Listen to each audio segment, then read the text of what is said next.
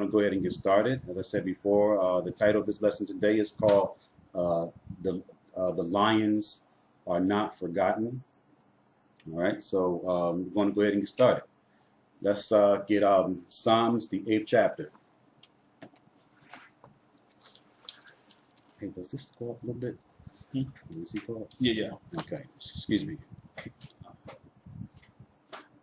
Yeah, let me put that up a little bit. So I think I'm a little too high. Okay.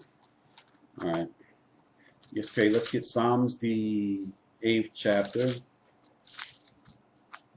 And start from verse 1. Need a minute to get it. Okay.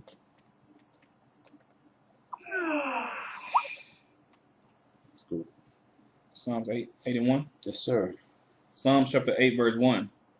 O Most High, our power, how excellent is thy name in all the earth, who has set thy glory above the heavens. Out of the mouth of babes and suckling hast thou ordained strength because of thine enemies, that thou mightest still the enemy and the avenger. When I consider thy heavens, the work of thy fingers, the moon and the stars which thou hast ordained. What is man that thou art mindful of him? Right, so who are we that the Most High is so mindful of man? Who are we as a nation of people that the Most High has his heart set on us, have his mind set on us, have his eyes set on us, have his angels watching over us and guarding us and protecting us? We're the apple of his eye. We're the children of Israel. We're his chosen people. That's who we are.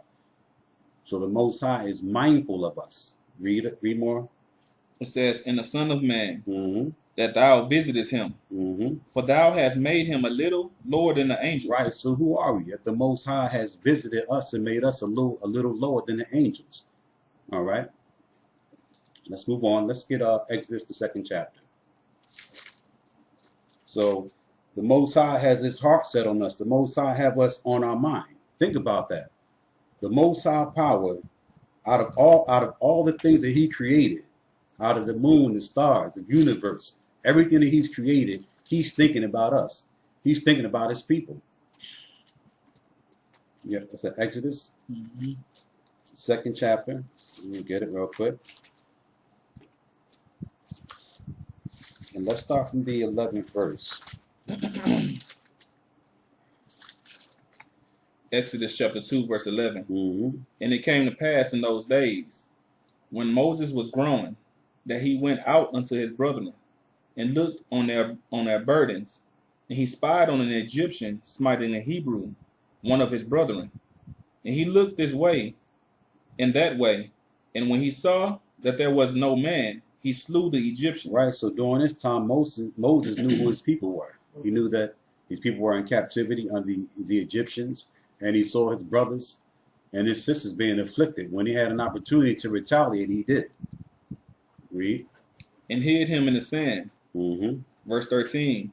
And when he went out the 2nd day, behold, 2 men of the Hebrews strove together. And he said unto them that did the wrong, Wherefore smitest thou thy fellow? And he said, Who made thee a prince and a judge over us? Intendest thou to kill me, and thou killest the Egyptian? And Moses feared and said, Surely this thing is known. Read. Now when Pharaoh heard this thing, he sought to slay Moses. But Moses fled from the face of Pharaoh, and dwelt in the land of Midian. And he sat down by a well. Now the priest of Midian had 7 daughters. And they came and drew water, and filled the troughs to water their father's flock. And the shepherds came and drove them away. But Moses stood up and helped them, and watered their flock.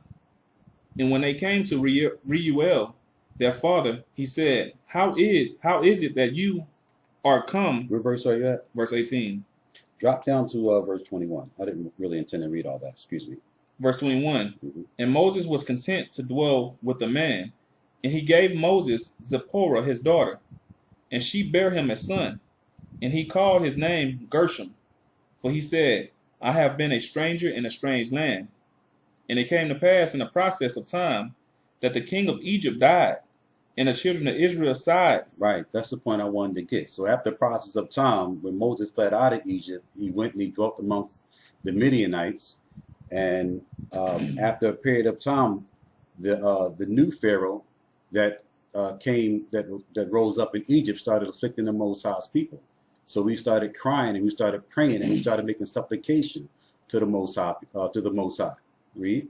And their cry came up unto the Most High. Right. So our cries came up to the Most High from Egypt, from being an afflicted and a downtrodden state. The Most High still heard our cries on his throne. So our cries traveled all the way up to his seat, to his presence. All right, read. By reason of the bondage. And the Most High heard their groaning. Mm-hmm. And the Most High remembered his covenant with Abraham. That's what the Most High did. Once the Most High heard our prayers and our supplications, he remembered that he had a covenant with the man within the earth. He remembered that. And he considered that and he thought about that. And he said, listen, I have to send someone and do something to afflict and assist my people. All right, read. With Isaac and with Jacob. Mm-hmm. And the Most High looked upon the children of Israel, and the Most High had respect unto them. Right, so the Most High looked upon us and had respect and said, listen, I'm going to respect the commitment and the agreement that I made with their forefathers, and I'm going to deliver these brothers and sisters out of their condition. All right, let's move on. Get First Kings, the 8th chapter. To get more on the significance of us not being forgotten. Even though everybody else forgets about us, everybody else treats us insignificant. You know, they call us names, they treat us badly, they deal with us any kind of way, but the Most High haven't forgotten. And the only reason why a lot of these things, the affliction and the oppression that we are experiencing as a people is still upon us, because the Most High have to make good on his word. Everything he prophesied against our people, it has to come to pass. It has to take place. So even though we're going through turmoil, and we're going through a lot right now, we have to just be patient with our condition, because the Most High haven't forgotten us. All right? First Kings, right? Mm-hmm. Okay. First Kings 8, and we'll start from verse 44. So the Most High heard us back then. During the time of Moses, he heard our prayers. And during many captivities, the Most High heard our prayers and delivered us. During many afflictions, many incidents, many dangers, many perils. All right? And in this time, the Most High is going to hear our prayers. He's hearing our prayers now. But what has to transpire still has to take place. All right? I'm sorry, read that. First Kings chapter 8, verse 44. Mm-hmm. If thy people go out to battle against their enemy, whithersoever thou shalt send them, and shall pray unto the Most High toward the city which thou hast chosen, and toward the house that I have built for thy name, then hear thou in heaven their prayer. Right, so if we're going out against our enemies, the Most High is going to hear us. I know a lot of people have fears about that. A lot of people have concerns about that. You know, how are we going to come back into our rightful position in the earth? You know, how are the saints going to take the kingdom? The Most High is going to be with us, and he's going to assist us in that process. That's how we're going to take it. Read. Verse 45. Then hear thou in heaven their prayer and their supplications. So he's going to hear our prayers in heaven when we pray, before our battles, before our fights. And that's interesting too. Before you face the personal battles that you have in your personal lives, in your relationships, whatever it may be, you need to send a prayer up to the Most High for deliverance, so he can fight your battle. Read. And maintain their cause. Mm-hmm. And maintain your cause, so the Most High can support you and maintain your cause in the earth, or whatever situation that you're dealing with. You pray to the Most High. Listen, I'm getting ready to go into this courtroom, Lord, or I'm getting ready to go on a job and deal with the supervisor, whatever the case may be. You pray to the Most High, and he's going to maintain that situation and your cause. All right, read. Verse 46. If they sin against thee, for there is no man that sinneth not, and thou be angry with them, and deliver them to the enemy, so that they carry them away captive unto the land of their enemy, far or near. Yet if they shall bethink themselves in the land whether they were carried captive. And that's what we're doing now. Okay, we're bethinking ourselves. We're reflecting on our sins, on our transgressions and our mistakes. We're thinking about those things. And the Most High said, David said, if they sin, you understand. Solomon, Solomon said, if they sin, listen, still hear their prayers, Father. Still hear them. Still be gracious unto them. Still assist them and still deliver them. Read. And repent and make supplication unto thee in the land of them that carried them away, that carried them captive, saying, we have sinned and have done perversely.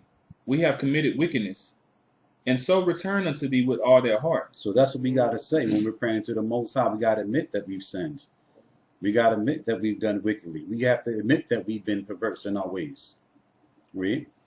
And with all their soul in the land of their enemies, which led them away captive, and pray unto thee toward their land, which thou gavest unto their fathers, the city which thou hast chosen, in the house which I have built for thy name.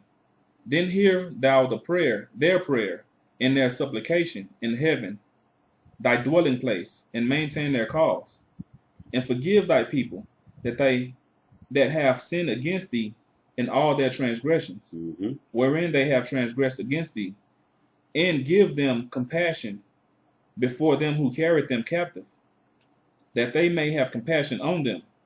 For they be thy people and thine inheritance, which thou broughtest forth out of Egypt, from the midst of the furnace of iron, that thine eyes may be opened unto the supplication of thy servant, and unto the supplication of thy people Israel, to hearken unto them in all that they call for unto thee. Exactly. So the Most High, he's not going to forget us. This is a prayer that Solomon made to the Most High, that we'll be delivered through all our different through all the different afflictions that we would experience, and throughout all these different time periods from Solomon up until today, from the time when we were delivered out of Egypt up until the consummation of times. There's going to be different points where we're going to make supplication to the Most High. We want to pray to him, and he's going to remember, and he's going to deliver us. All right. Let's get Psalms 115. So the Most High, he doesn't forget. It seems like the Most High forgets, but he doesn't forget. But the Most High, he has to be patient, and he has to let what he prophesied take place.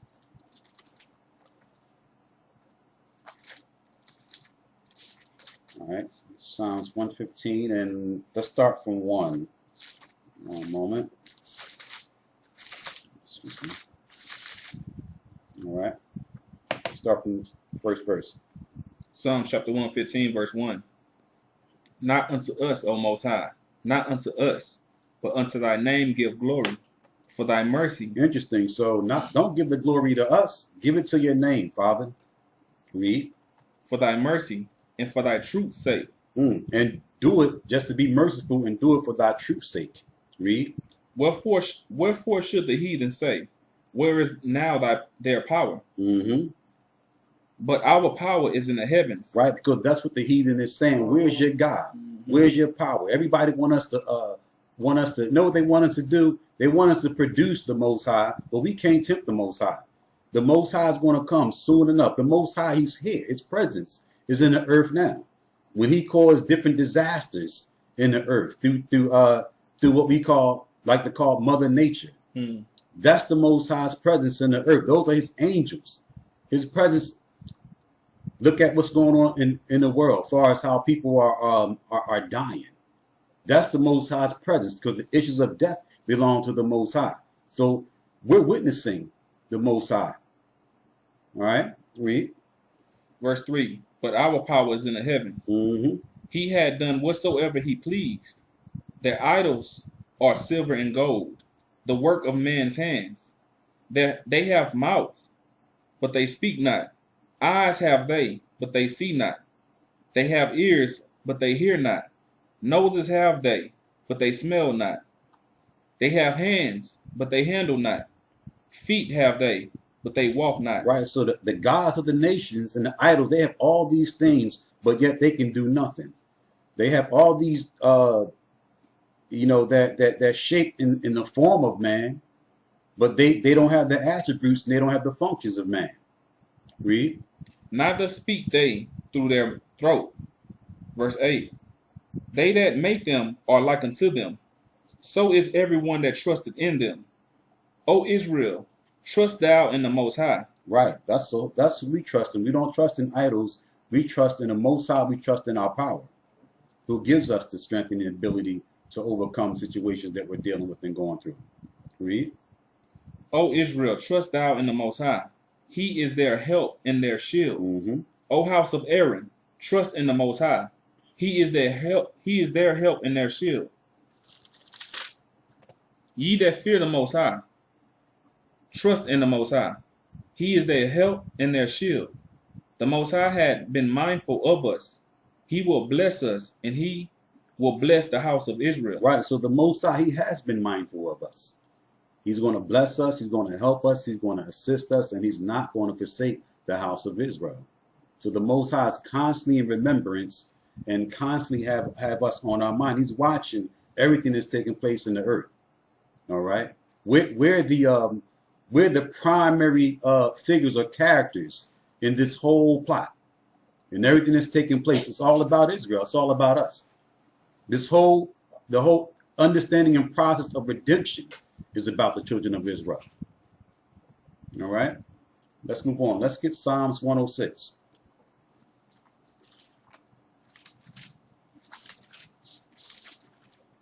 Psalms 106, and let me get that. Let's start from verse 1 on that too.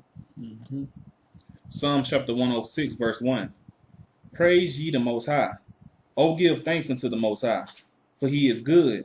His mercy endureth forever. And that's what we need to do. Continue to praise the Most High, give thanks unto him, make supplication unto him, because his mercy endure forever. From the first generations unto the last generations. Read. Verse 2. Who can utter the mighty acts of the Most High? Who can show forth all his praise? Who can do that? Who can utter the mighty acts of the Most High and show forth all his praise? No one can do that other than Israel. Excuse me. We read this. We read the scriptures and bear witness and see the utterance of the prophets and of our forefathers and read about all the great things that he have done for our nation. The same thing like us. We can, on a personal level, we can all bear witness and utter the great things the Most High has done for us. Read. Verse 3. Blessed are all they that keep judgment, and he that doeth righteousness at all times. Mm-hmm. So that's it. So blessed are the ones that keep judgment and do righteousness at all times. All right, read. Verse 4. Remember me, O Most High, with the favor that thou bearest unto thy people. Right. So we have to ask the Most High and pray to him and ask us to remember us with the favor that he had bestowed upon his people. Remember the deliverance that he promised our forefathers. Read. O visit me with thy salvation, that I may see the good of thy chosen, that I may rejoice in the gladness of thy nation, that I may glory with thine inheritance. We have sinned with our fathers. We have committed iniquity. We have done wickedly. Our fathers understood not thy wonders in Egypt. They remembered not the multitude of thy mercies, but provoked them at the sea, even at the Red Sea. Nevertheless, he saved them for his name's sake. Right. So the Most High, after everything that our forefathers have done, even everything that we have done, the Most High, for his name's sake, he still delivers us. He still saves us. He still provides for us. He still looks out for us. He still protects us. Read. That he might make his mighty power to be known. And this is how the Most High make his power known. This is how the other nations, because when we came out, this is how the other nations were able to identify with the Most High. Because what he did for us when we came out of Egypt, it was spectacular. It went throughout all the earth. And also this deliverance is going to be spectacular, and it's going to go throughout all the earth. Everyone's going to hear about it. Read. Verse 9. He rebuked the Red Sea also, and it was dried up. So he led them through the depths as through the wilderness, and he saved them from the hand of him that hated them, and redeem them from the hand of the enemy. Okay, so the Most High is going to save us from the hands of them that hate us, and he's also going to redeem us from our enemy. The same way he delivered us in times past, the Most High shall deliver us this time. All right, so the Most High, he hasn't forgot about us. He's not going to forget. We're the ones that actually forgot. We forgot about him. Read. Verse 11. And the waters covered their enemies. There was not one of them left. Then believed they his words. They sang his praise. They soon forget his works. They waited not for his counsel. You see that? So we forgot after he delivered us, after he did that marvelous event by parting the Red Sea, we forgot soon after that. And that's our problem. We forget as soon as the Most High deliver us, the next day sometimes a few minutes later, we forget. We forgot all about what he did yesterday, how he spared our lives. Read. Verse 14. But lusted exceedingly in the wilderness, and tempted the Most High in the That's desert. what we do. We go right back to our sin the way our forefathers did, and still continue to tempt the Most High. Then we call a marker and send the angels. Then we're wondering why. Read. Verse 15. And he gave them their request, but sent leniency unto their soul. They envied Moses also in the camp. That's it on that. Let's move on. Let's get Isaiah, the first chapter.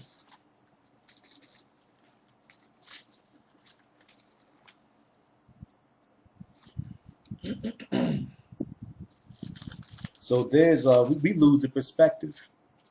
We forget all about what the Most High done for us, and we act like, you know, it was just a given, like he was supposed to do it. We really don't have the gratitude that we need to have for the Most High. We really don't have the respect that we need to have for the Most High. So I want Isaiah, first chapter. Let's start from verse 2.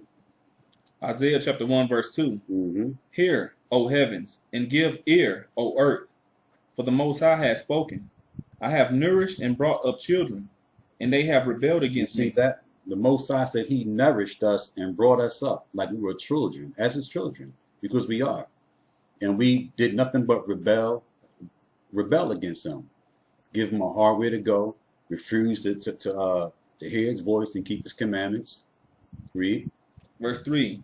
The ox know his owner, and the ass his master's crib. So the Most High is giving an analogy to Isaiah and said the ox knoweth his owner and the ass his master's crib.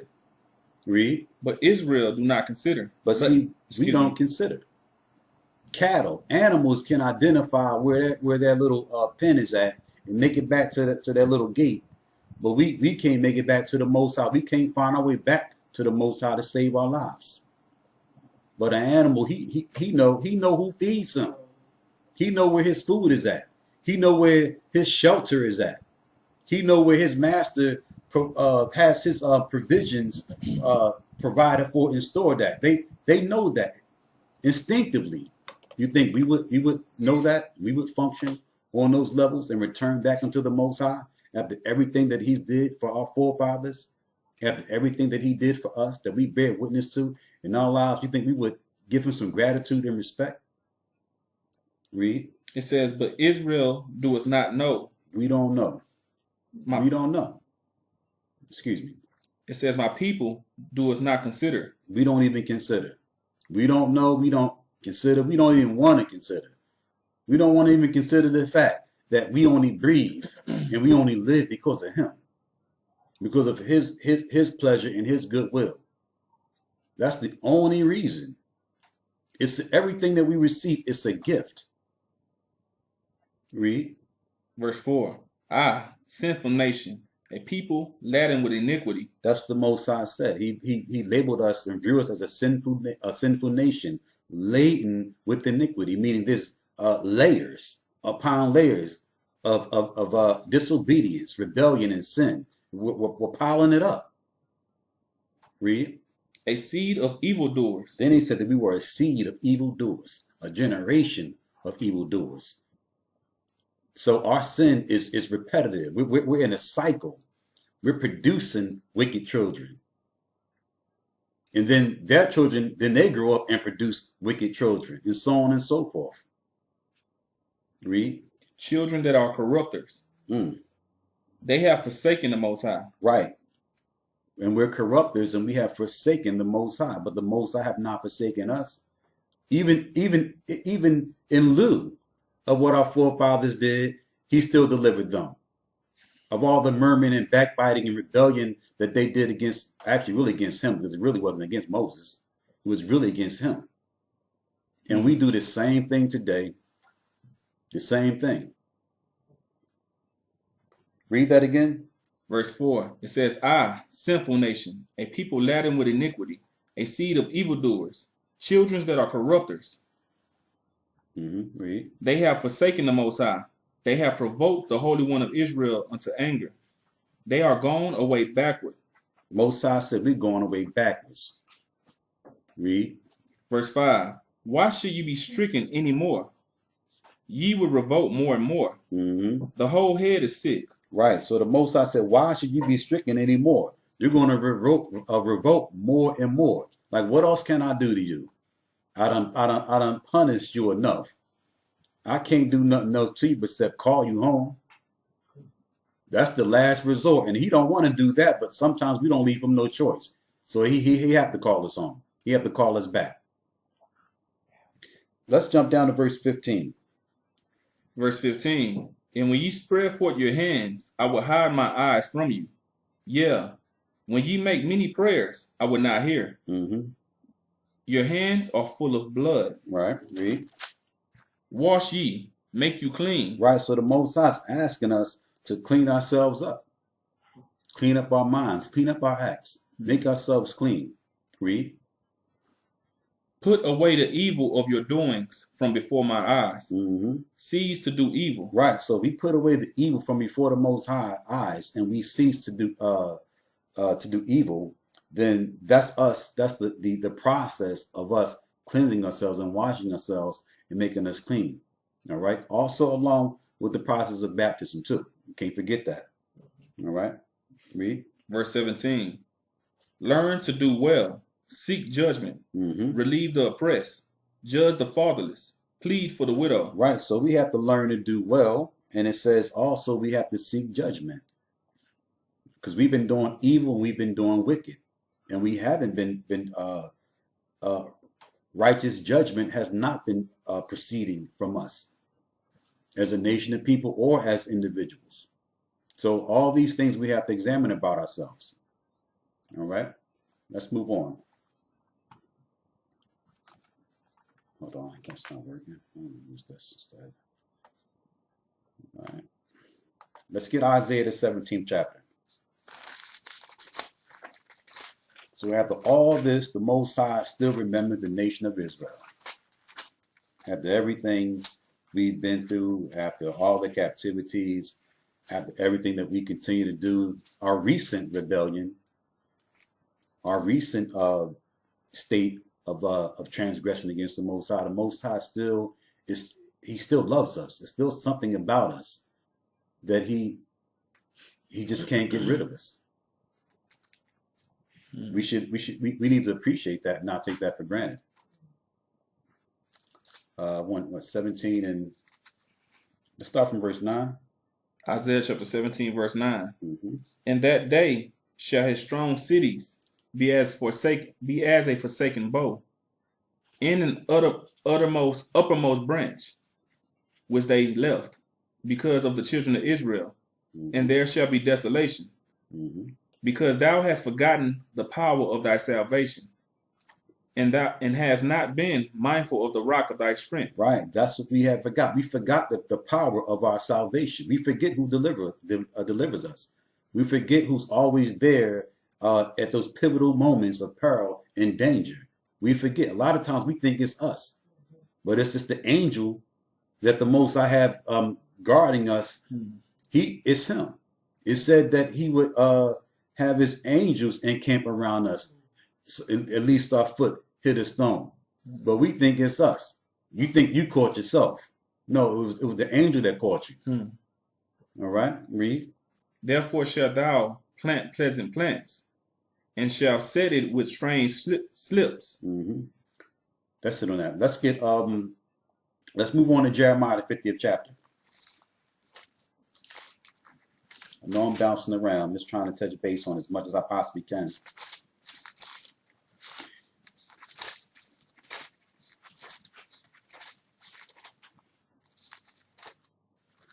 Jeremiah 50, and let's start from verse 6. Jeremiah chapter 50, verse 6. My people have been lost sheep. Their shepherds have caused them to go astray. Right, so somebody has to take accountability too. You understand? And this is why we today have to take accountability for our actions, especially when it comes to leadership. All right, read that again.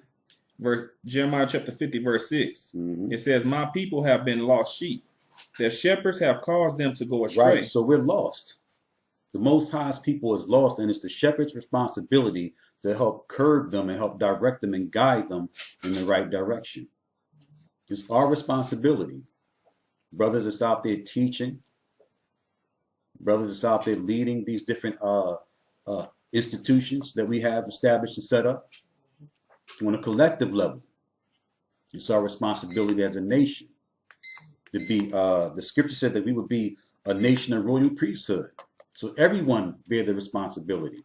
It's just not on Levi anymore. Read. It says, they have turned them away on the mountains. They have gone from the mountain to hill. They have forgotten their resting place. And that's what happened. We have forgotten our resting place because we're running from different philosophies, running from different religions, running from different institutions, different temples. You understand? Different various schools of thought. We're just all over the place. We're running. We're all over the place, and we've forgotten our resting place. And our resting place is in this knowledge and this truth, within the righteousness of the Most High, putting back on our nationality and our culture. That's our resting place. That's where we rest at. That's where our comfortability lies at. Doesn't lie in society. Doesn't lie within the world. All right, let's move on from there. Let's get Deuteronomy, the 32nd chapter. So we forget. The Most High don't forget though, but we soon to forget. Don't take much. And we act like the Most High didn't do nothing for us the next day. Let's get Deuteronomy 32. Let's start from verse 15. Deuteronomy chapter 32, verse 15. But Jeshurun waxed fat and kicked. Right, that's what we did. Jeshurun, Israel. We wax fat. Judah, we wax fat.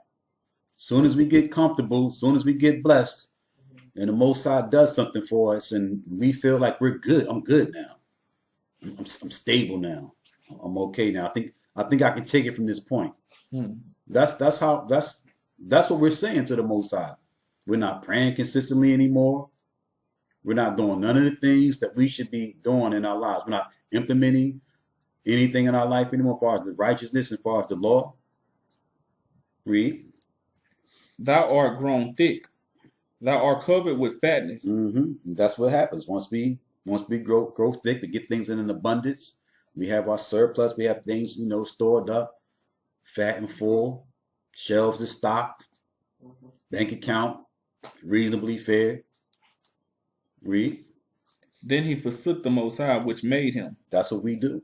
We forsook the Most High that made us. And we forsook the Most High that delivered us. We forsook the Most High that even made it happen. We forget. Without him, you couldn't wax fat. You couldn't kick. Without the Most High saying, yeah, go ahead and send that blessing down there to him. No, we don't have any gratitude. No loyalty at all. Read. In lightly esteemed the rock of his salvation. And that's what we did. We lightly esteemed the rock of our salvation. We don't even consider it. It was just a given. I knew the Most High was going to work it out and do it anyway. We take it for granted. When he didn't have to work anything out. He did it because he loved us and he cared for us. And he wanted to make good on the commitment that he made with our forefathers. And he also wanted to make good. The Most High wanted to protect his name too. First and foremost, he wanted to protect his name. Because his name is everything. His name is his respect.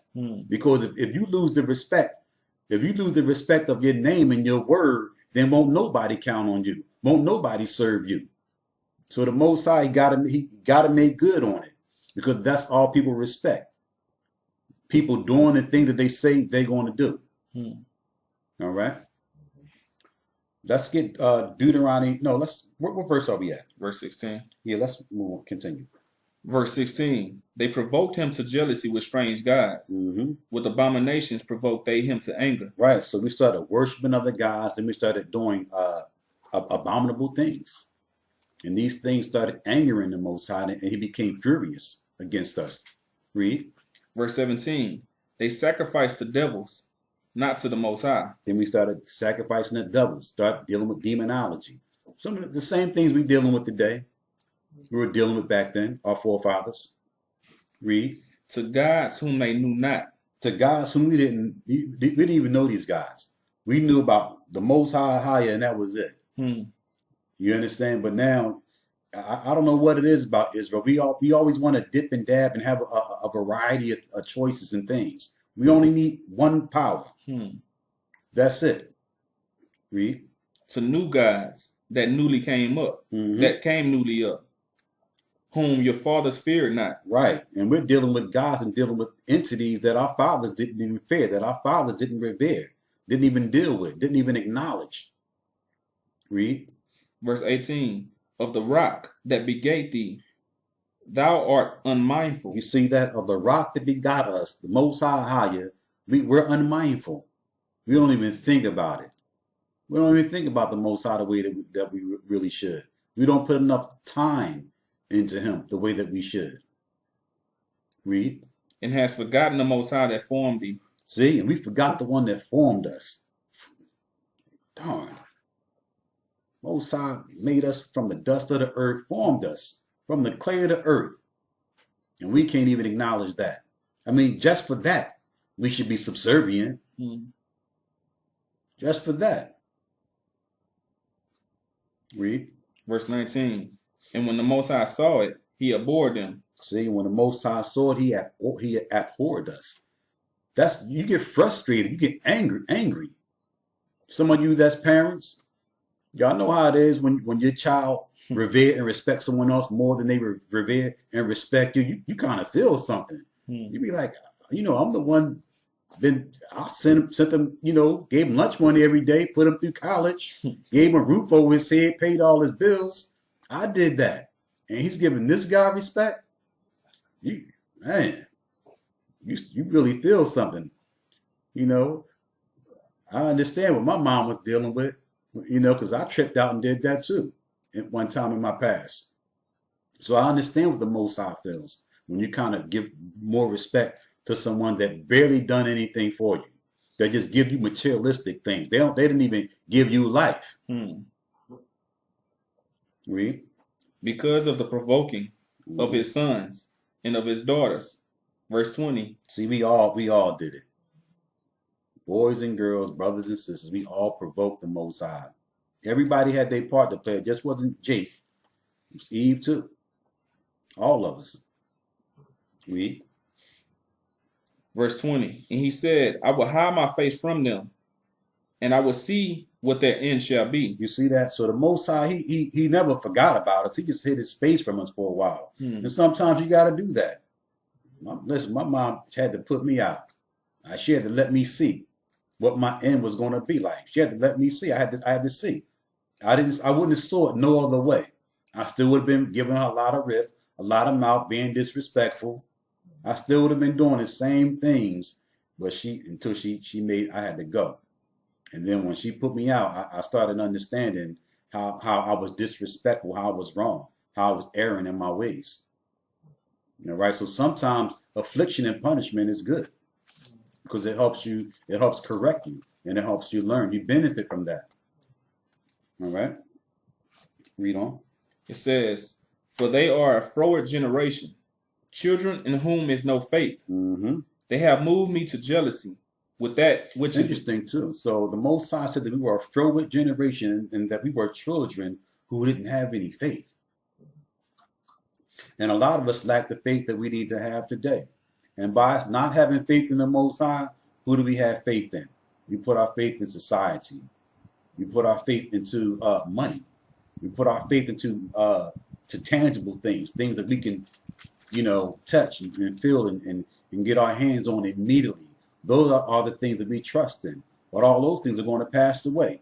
Who are you going to trust in then? Now you want to fall back on the Most High. As soon as He take everything away from you, now you want to acknowledge me. That's how we work.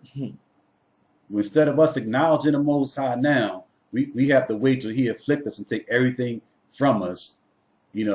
This is not an attack against anybody in the entertainment world, but you know how it is when all the R&B artists were gospel singers.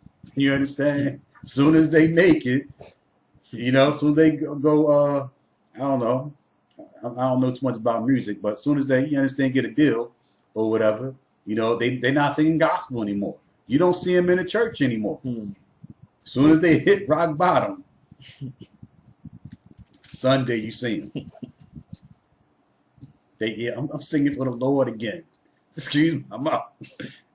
I'm singing for the higher again, for the Most High again. That's how we are. That's all we understand. And it's sad. Read. Verse 21. They have moved me to jealousy with that which is not the Most High. Mm-hmm. They have provoked me to anger with their vanities. Mm-hmm. And I will move them to jealousy with those which are not a people. And that's what the Most High had to do. The Most High had to raise up another people, had to move us out the way, put somebody else in our position to make us jealous. We made Him jealous.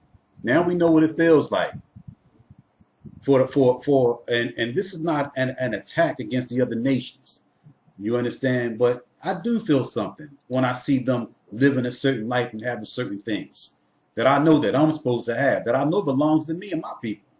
Sometimes I feel something, even though I deal with it a lot better now because I understand it, that it was prophecy that the Most High brought on, you understand, my people and myself. But, I do think about that. And that makes me want to get myself together. It should make us want to get ourselves together so the Most High can turn the tide and put us back where we belong at. Right? Okay, read on. It says, I will provoke them to anger with the foolish nation. Mm-hmm. For a fire is kindled in my anger, and shall burn unto the lowest hell, and shall consume the earth with her increase, and set on fire the foundations of the mountains. You see that? So for all this, the Most High is going to bring destruction. He was so hurt by what we did to him, he's going to destroy everything. Because of what we did, because of the rage and the anger that he felt. Read. Verse 23. That sounds like us. We ramping and raging through the house. Don't nothing survive. Read. Verse 23. I will heap mischiefs upon them. I will spend mine arrows upon them. Man, the Most High said he was going to heap mischief upon us and then spend his arrows. Meaning you can't even escape. The darts are coming too fast. The arrows are coming too fast. The afflictions is coming too fast. The peril is coming too fast. If it's not one situation we're going through as a people or individuals, it's something else. It's just always something that we're going through. And it's like we can't duck it, we can't dodge it. It's just hitting us. It's like we're trapped and we're cornered at all levels. All right, read. Verse 24.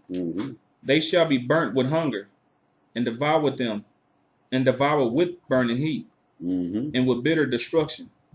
I will also send the teeth of beasts upon them. Right. So the Most High, that's literally and figuratively, the Most High sent the teeth of actual animals on us, and then figuratively when it comes to the nations, the Most High have sent them on us. We've been devoured by these societies, past and present. And we're going to have to go through a little more in the future when it comes to Jacob's trouble. All these experiences we're going to have. Why? Because we forgot. We forgot. And then through all this, he still remembers us at the end. He's still going to remember us. But he got to let us see what it's like. We have to have the experience. Israel, we don't learn any other way. I look at my kids. We don't learn any other way but through affliction and punishment sometimes. And that's sad. That's something that we have to examine about ourselves. Why can't we just read the word of the Most High, embrace it, and live it, and do what he's telling us to do? Why do he have to afflict us? He don't even take pleasure in that. Just like I don't take pleasure in beating my kids. I don't enjoy that. Who enjoys that? You want to enjoy your children. You don't want to constantly have to beat them and afflict them, and especially beat them into submission. Like, who does that? Like, who wants to enjoy that? That's not even right. They have to beat someone into submission. That's what he have to do. All right, read. It says, verse 24, they shall be burnt with hunger and devoured with the burning heat and with bitter destruction. I will also send the teeth of beasts upon them, with poison of serpents of the dust. The sword without and terror within shall destroy both the young man and the virgin. The suckling also with the man of gray hair. So that's interesting. Within our communities, out in the field, no matter where we go at, we're susceptible to these kind of conditions, to conditions of terror or disparity or danger, no matter where we go. Why? Because there's curses upon our people for being disobedient and rebellious to the Most High. Read. Verse 26. I said, I will scatter them into corners. I will make the remembrance of them to cease from among men. There it is. So now the Most High also, because of our ill doings and dealings in our rebellion, the Most High caused the remembrance of us to cease. And this is why we're just at the point now where we're coming back again in our final, in the final and last stages of our captivity. We're coming back and we're realizing who we are. Because the Most High made us forget during us for a specific dispensation of time. All those generations didn't even know. We're just finding out in this particular time period, once again, who we are. And we're still struggling with that. All right. So let's move on. Let's get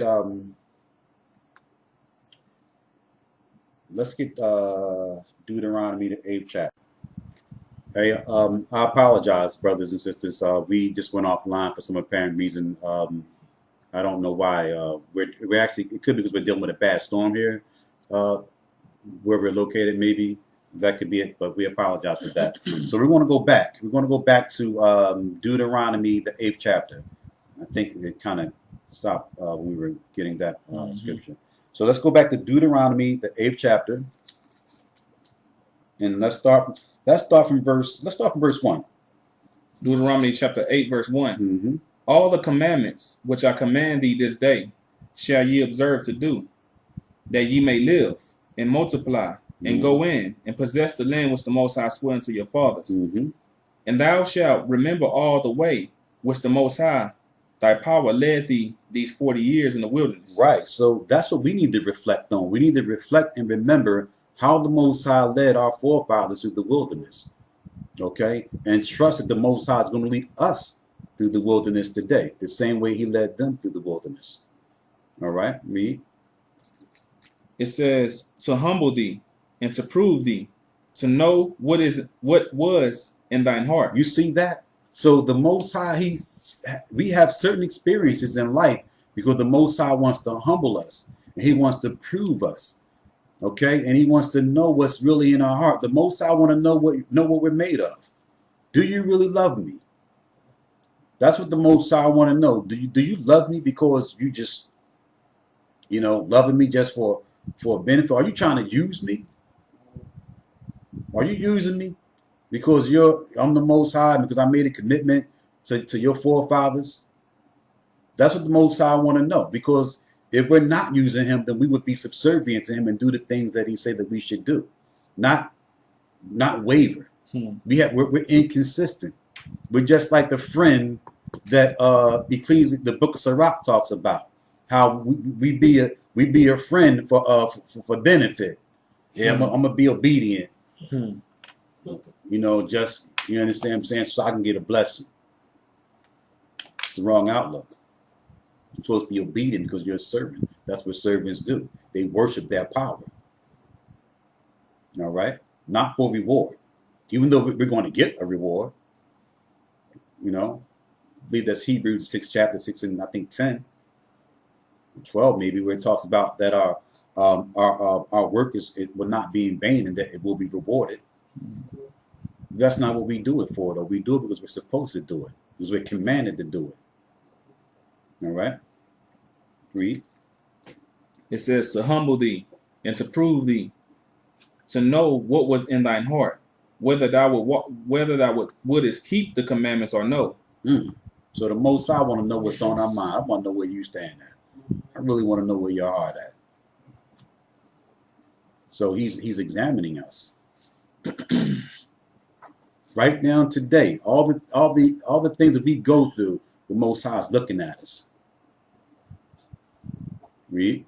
Verse 3, and he humbled thee and suffered thee to hunger and fed thee with manna. So he suffered us to hunger. A lot of us need to think about this today, that when we go through certain situations, the Most High is testing you. He's trying to see where you're at. He's testing your fortitude. He's testing how well you're going to be committed. Read. Which thou knewest not, neither did thy fathers know, that he might make thee know that man doeth not live by bread only. You see that? So we don't live by bread. That's what Yeshua was dropping in the spirit back then. This is what he was making reference to in Luke the 4th chapter, right? When Satan was tempting him. You understand? When he was being tempted by Satan, he was telling us that, listen, we can't live just by physical things.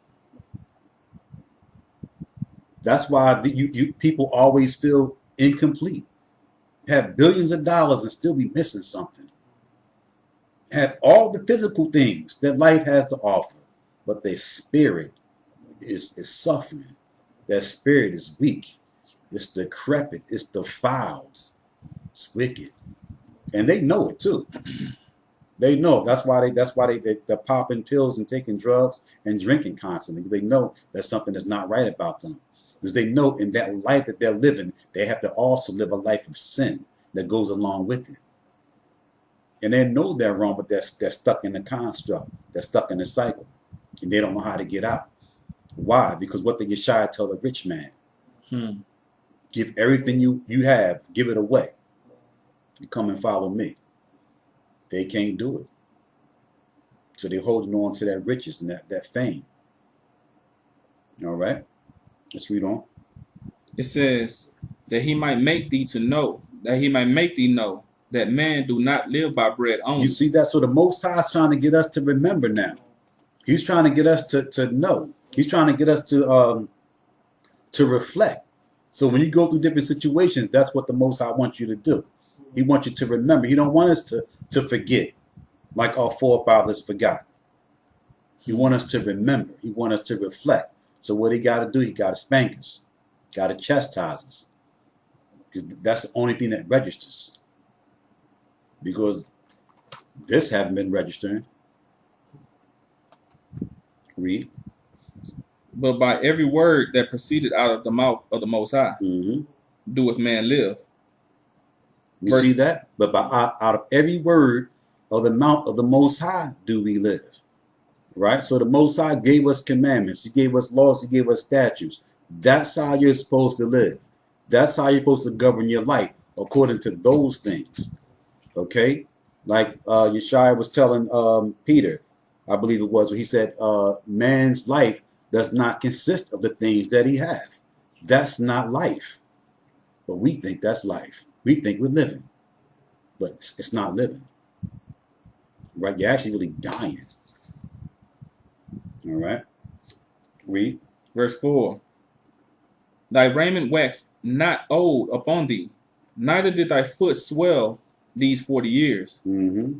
Thou shalt also consider in thine heart, that as a man chasteneth his son, so the Most High thy power chasteneth thee. Right. Therefore thou shalt keep the commandments of the Most High thy power, to keep his way, to walk in his ways, and fear him. For the Most High thy power bringeth thee into a good land, a land of brooks, and of water, of fountains, and depths that spring out of valleys and hills, a land of wheat, and barley, and wine, and fig trees, and, and pomegranates, a land of olive oil, and honey, a land wherein thou shalt eat bread without scarceness. Mm-hmm. Thou shalt not lack anything in it. Right, and that's interesting too. So the Most High wants to give us all these things. He wants to give us all these blessings, and we're not going to lack in anything. All right, if we return unto the Most High and remember to keep the covenant. All right, so let's go to. I want to get something on Abraham, on his commitment that he made to the Most High, and why the Most High chose Abraham. Let's get the book of Josephus, book 1, and we're going to read from chapter 7. Okay, that's the book of Josephus, book 1, chapter 7. Let me one moment. Let me get that.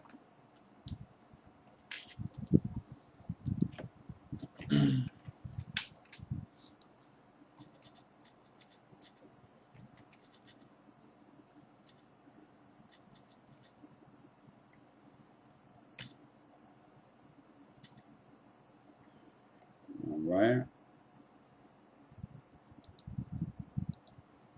Okay.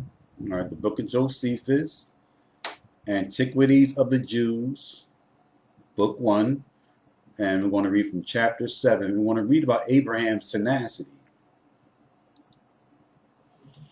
And if we roll in this particular manner, maybe the Most High will consider us. Because I believe that there's something great the Most High want to do with each and every one of us. Okay, because Yeshua, when he ascended, he gave us those gifts. But we're not utilizing those gifts, and we stagnate the use of those gifts because of our wickedness and our sin.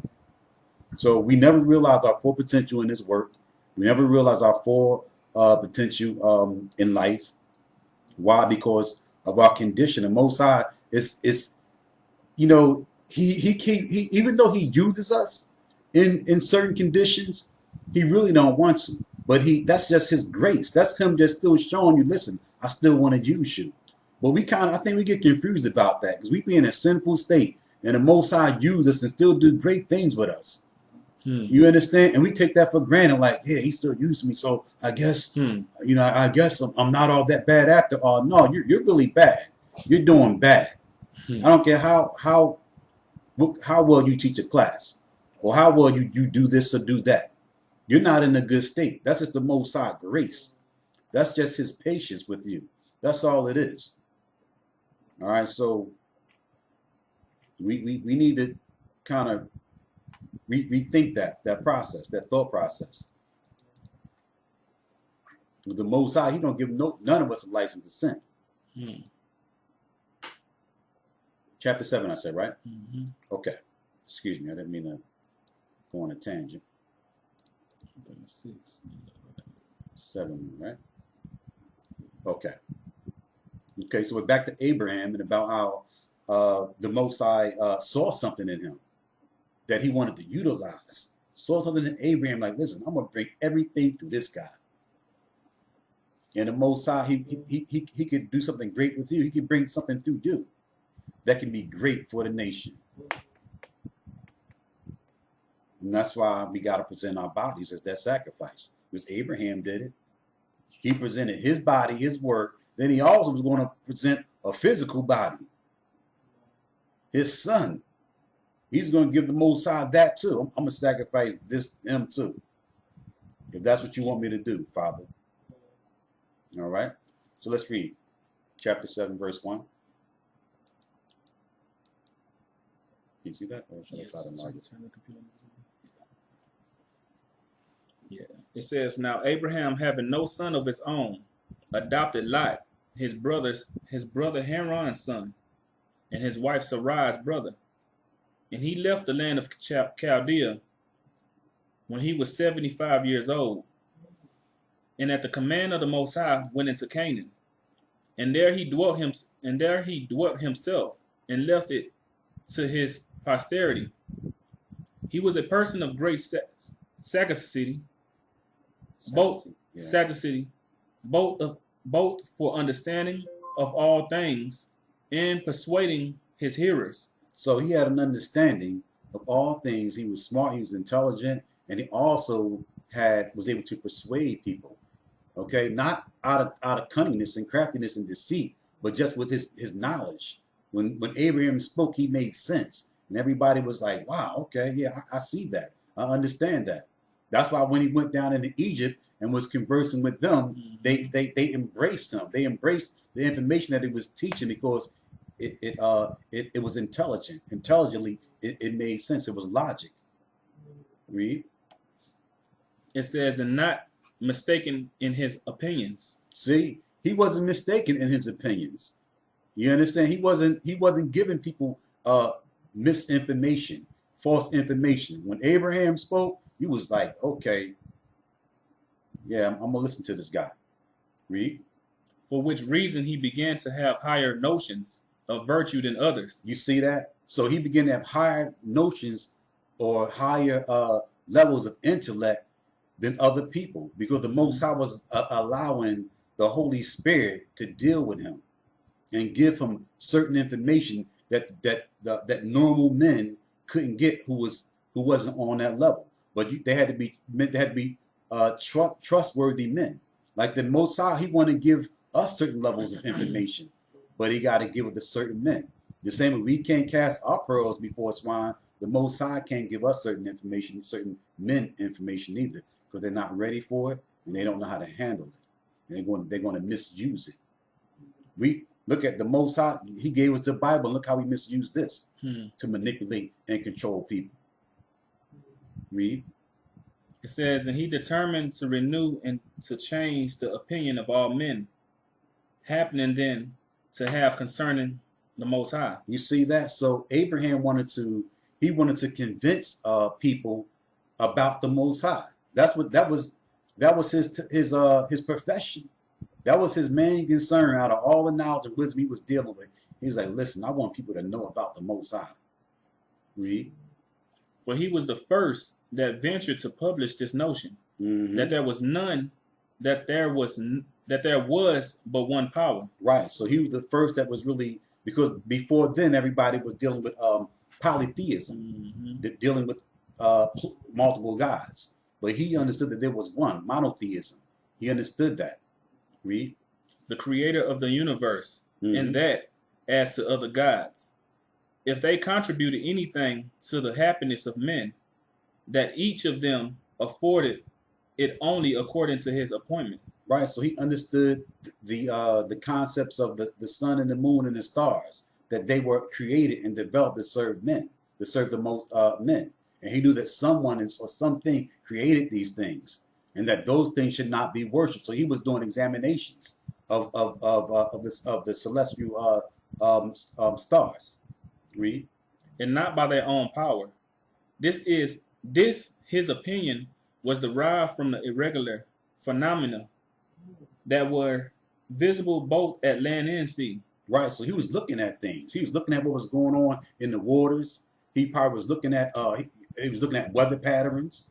He was looking at the sun and the moon, how the sun was probably causing photosynthesis to take place in the earth to cause his crops and stuff to grow. He was dealing with all that. And he was like, wait a minute. He was examining that thing. You know? Read. As well as those that happen to the sun and the moon and all the heavenly bodies. Thus, if, said he, these bodies had power of their own, they would certainly take care of their own regular motions. He was like, listen, why are these things doing what they're doing? How come the sun is coming up and doing what it's doing, and the moon is coming up when the sun goes down, it's doing what it's doing, and why it's all these irregularities or whatever, or anomalies in the wind, or with the weather. He was examining this stuff. He was like, this is just not because like somebody is behind this thing. Who is it? Read. But since they do not preserve such regularity, they make it plain that in so far as they cooperate to our advantage, they do it not of their own abilities, but as they are subservient to him that commands them, to whom alone we ought justly to offer our honor and thanksgiving, for which doctrines, when the Chaldeans and other people of Mesopotamia raised a tumult against him, he thought fit to leave that country. Yeah, so Abraham was taking that power away from them, because they wasn't being acknowledged anymore with the information that Abraham was teaching and bringing people. People was looking at them strange, like, nah. Like Christ was doing with the Pharisees and scribes. Exactly. I don't think that's the understanding. Abraham, he brought it. So it's like, this dude got to go. You understand? So they chased him out. What's going on? Yeah, it says, and at the command and by the assistance of the Most High, he came and lived in the land of Canaan. And when he was there settled, he built an altar and performed a sacrifice to the Most High. So the Most High said, look, leave that land. Come on and roll with me. I'm going to raise you up, and we're going to show the earth how it's done. Interesting. So let's go back. I just wanted to read that, about how Abraham just, he had a zeal, you understand, to serve the Most High, and also to have other people know about the Most High. And not only just us, Abraham was teaching the knowledge to the nations during that time period. I was trying to find that account where Abraham was dealing with the nations, where he like the aspect of the Salvation Army and the soup lines, a lot of the outreach and stuff that you see that's happening in secular Christianity. Abraham was doing all that back then. That's where they get it from. They got it from him. He was people who were traveling on the caravan and who was commuting through different parts of Mesopotamia, and where he was, where he resided at. He was giving people relief. You understand? Feeding them, giving them water and things like that, supplies, and also dropping the knowledge on them at the same time. So Abraham was the truth. All right, so let's get back. Let's get First Maccabees, the 2nd chapter.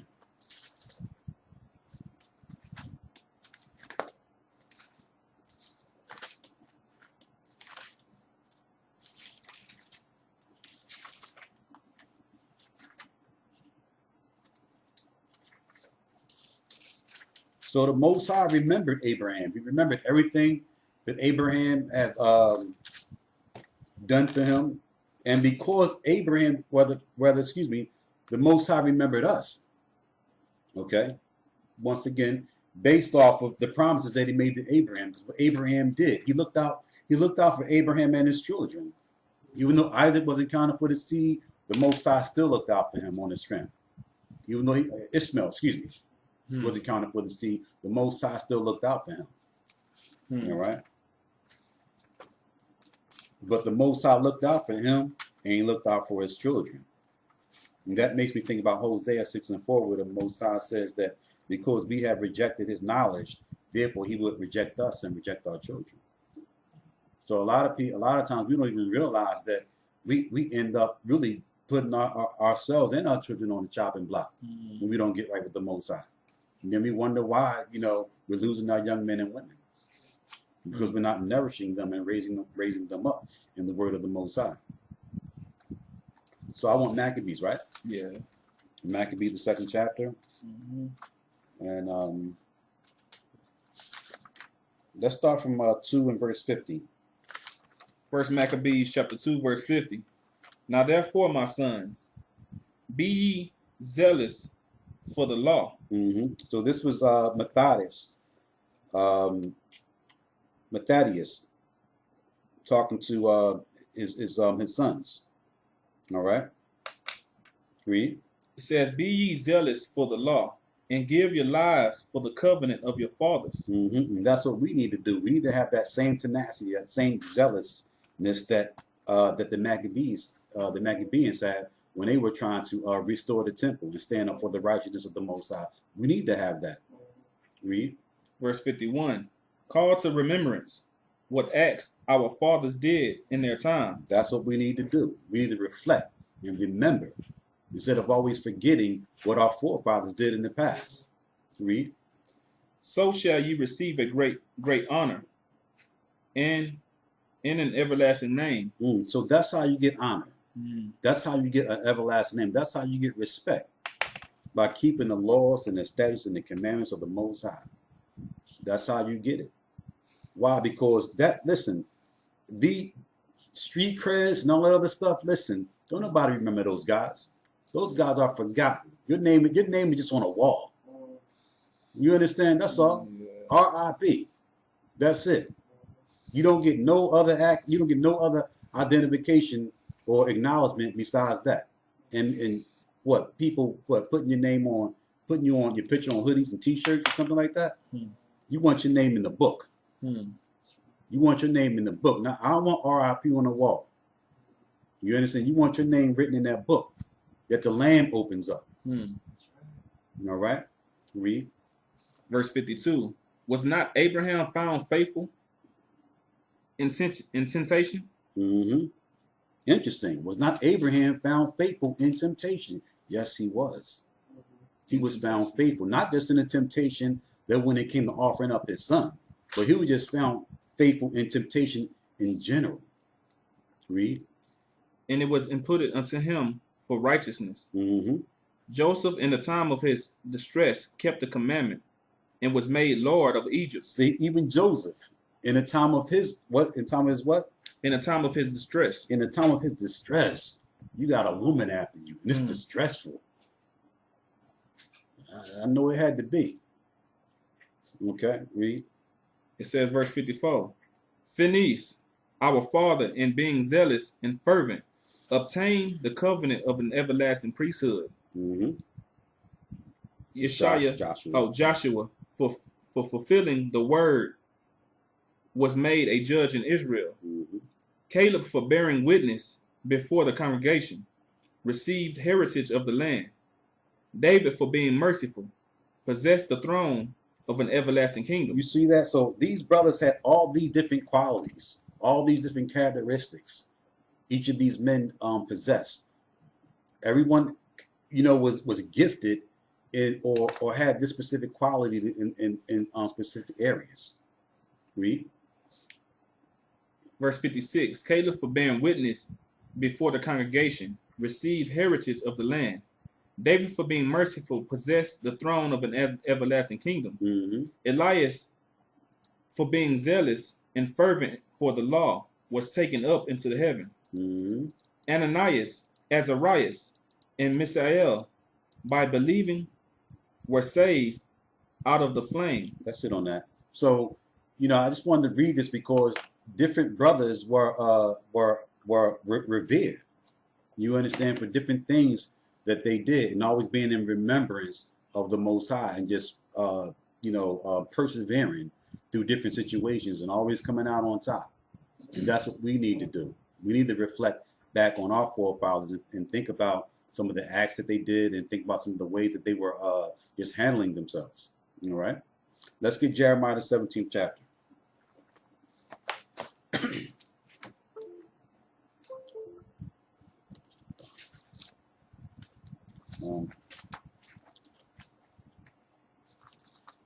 Jeremiah.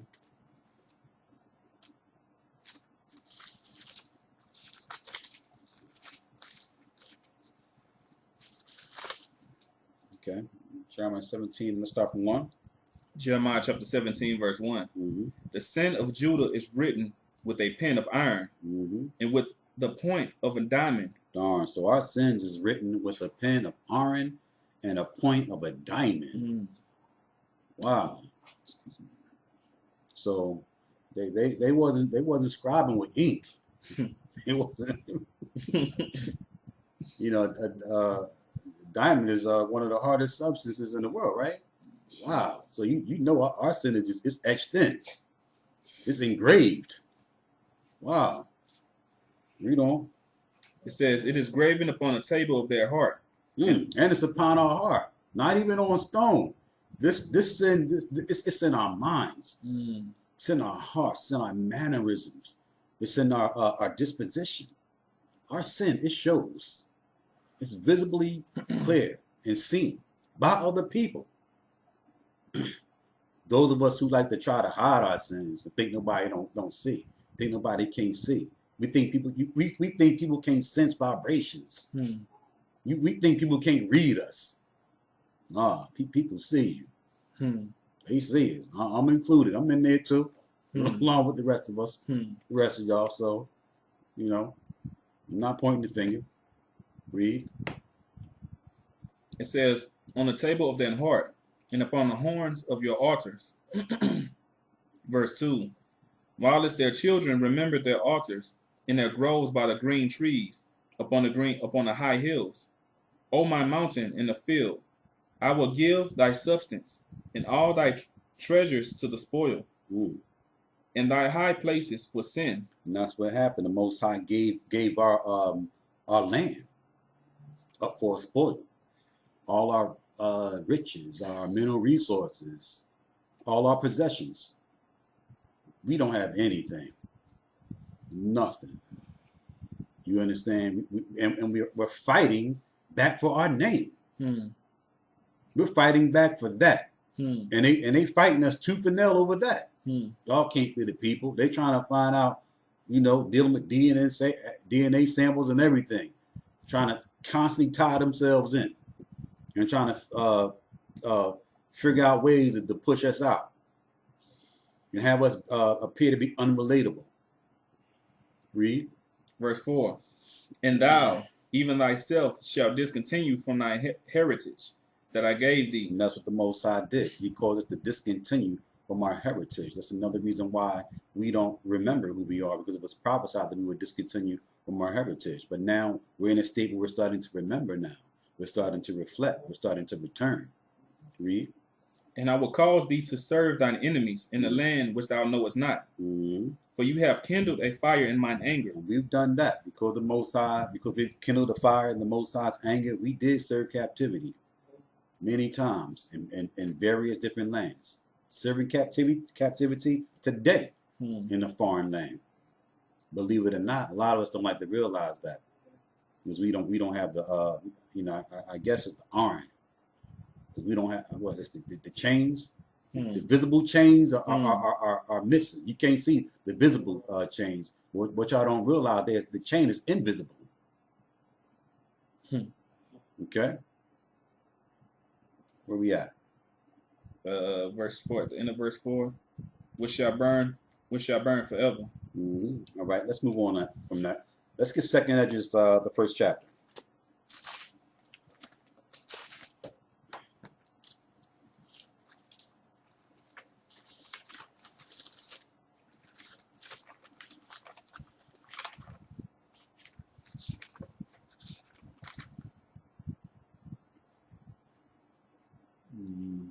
Start from verse 4. Because through many different periods, the Most High always, he always called us. He always sent the prophets to call us. He just constantly gives us opportunity to just do a self-examination. You know, he does it. He did it through all time periods, and he's still doing it today. All right, read. Second Esdras chapter 1 verse 4, right?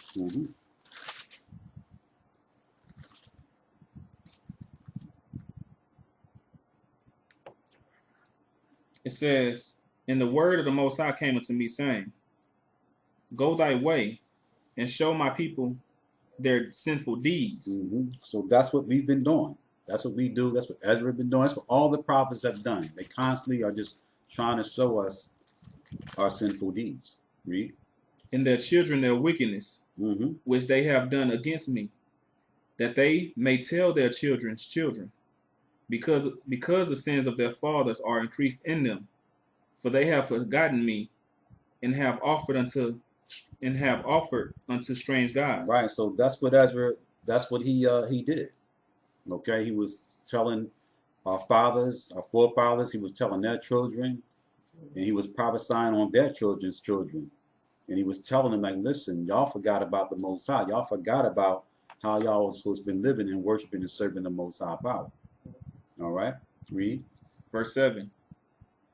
Am not I even he that brought them out of the land of Egypt? Question mark. He's like, listen, am I not the power that brought y'all out of the land of Egypt? Is the Most High not that power that brought us out of the land of Egypt? Is the Most High not the power that has recently delivered some of you? That has delivered me, some of us, recently. Okay? I mean, we face death a lot of times.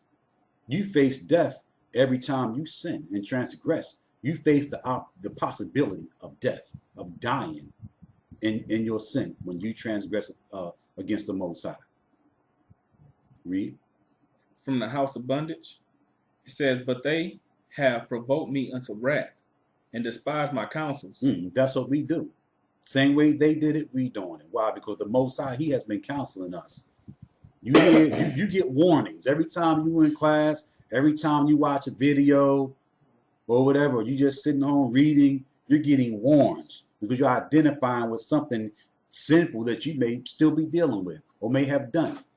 And the Most High is giving you an opportunity to read it or hear it or see it in the video, and it's giving you an opportunity to reflect on it.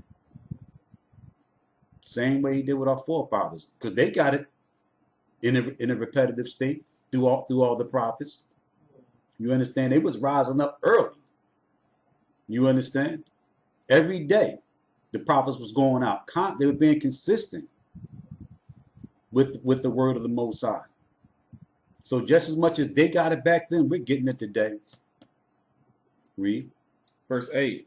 Pull thou off then the hair of thy head, and cast all evil upon them, for they have not been obedient to my law, but it is a rebellious people.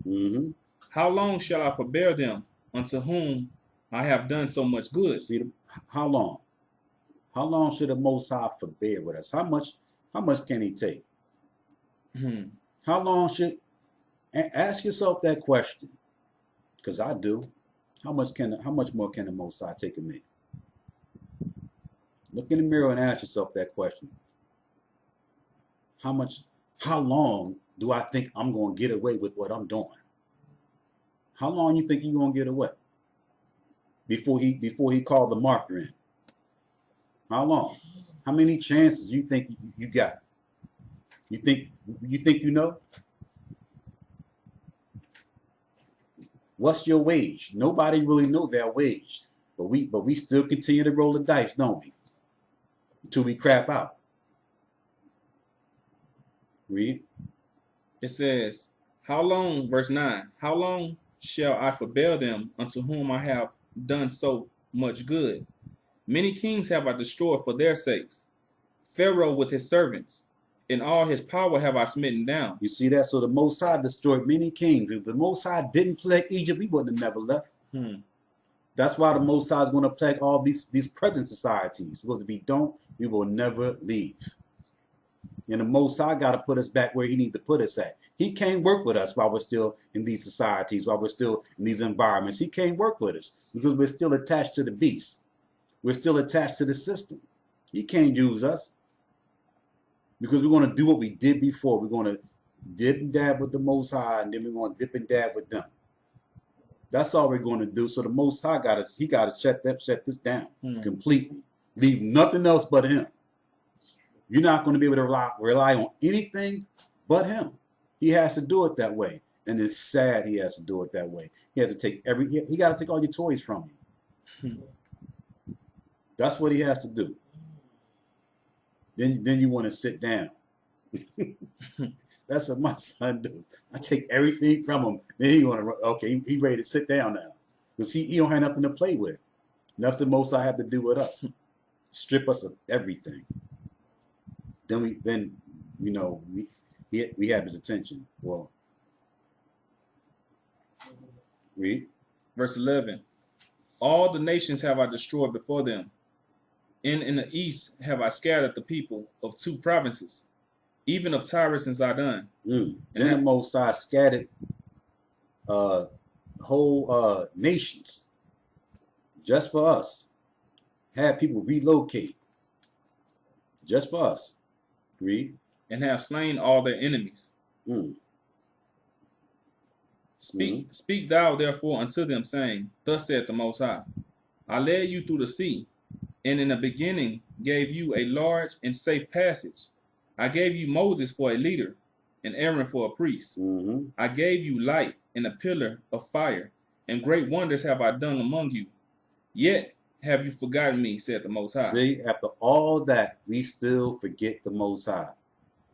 Provided us with everything we needed to make it and survive the wilderness. That wasn't enough. The same thing like today. Most High gives us and provides everything we need to get through our daily life, to get through these months and these years. Think we would appreciate it? You think we would factor those things in, consider those things, and think about those things? Nope, we won't do it. Israel does not consider. Let's move on.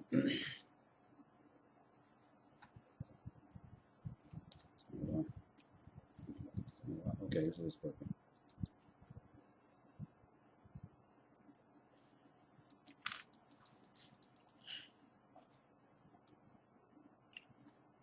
As a matter of fact, let's get Luke, the first chapter.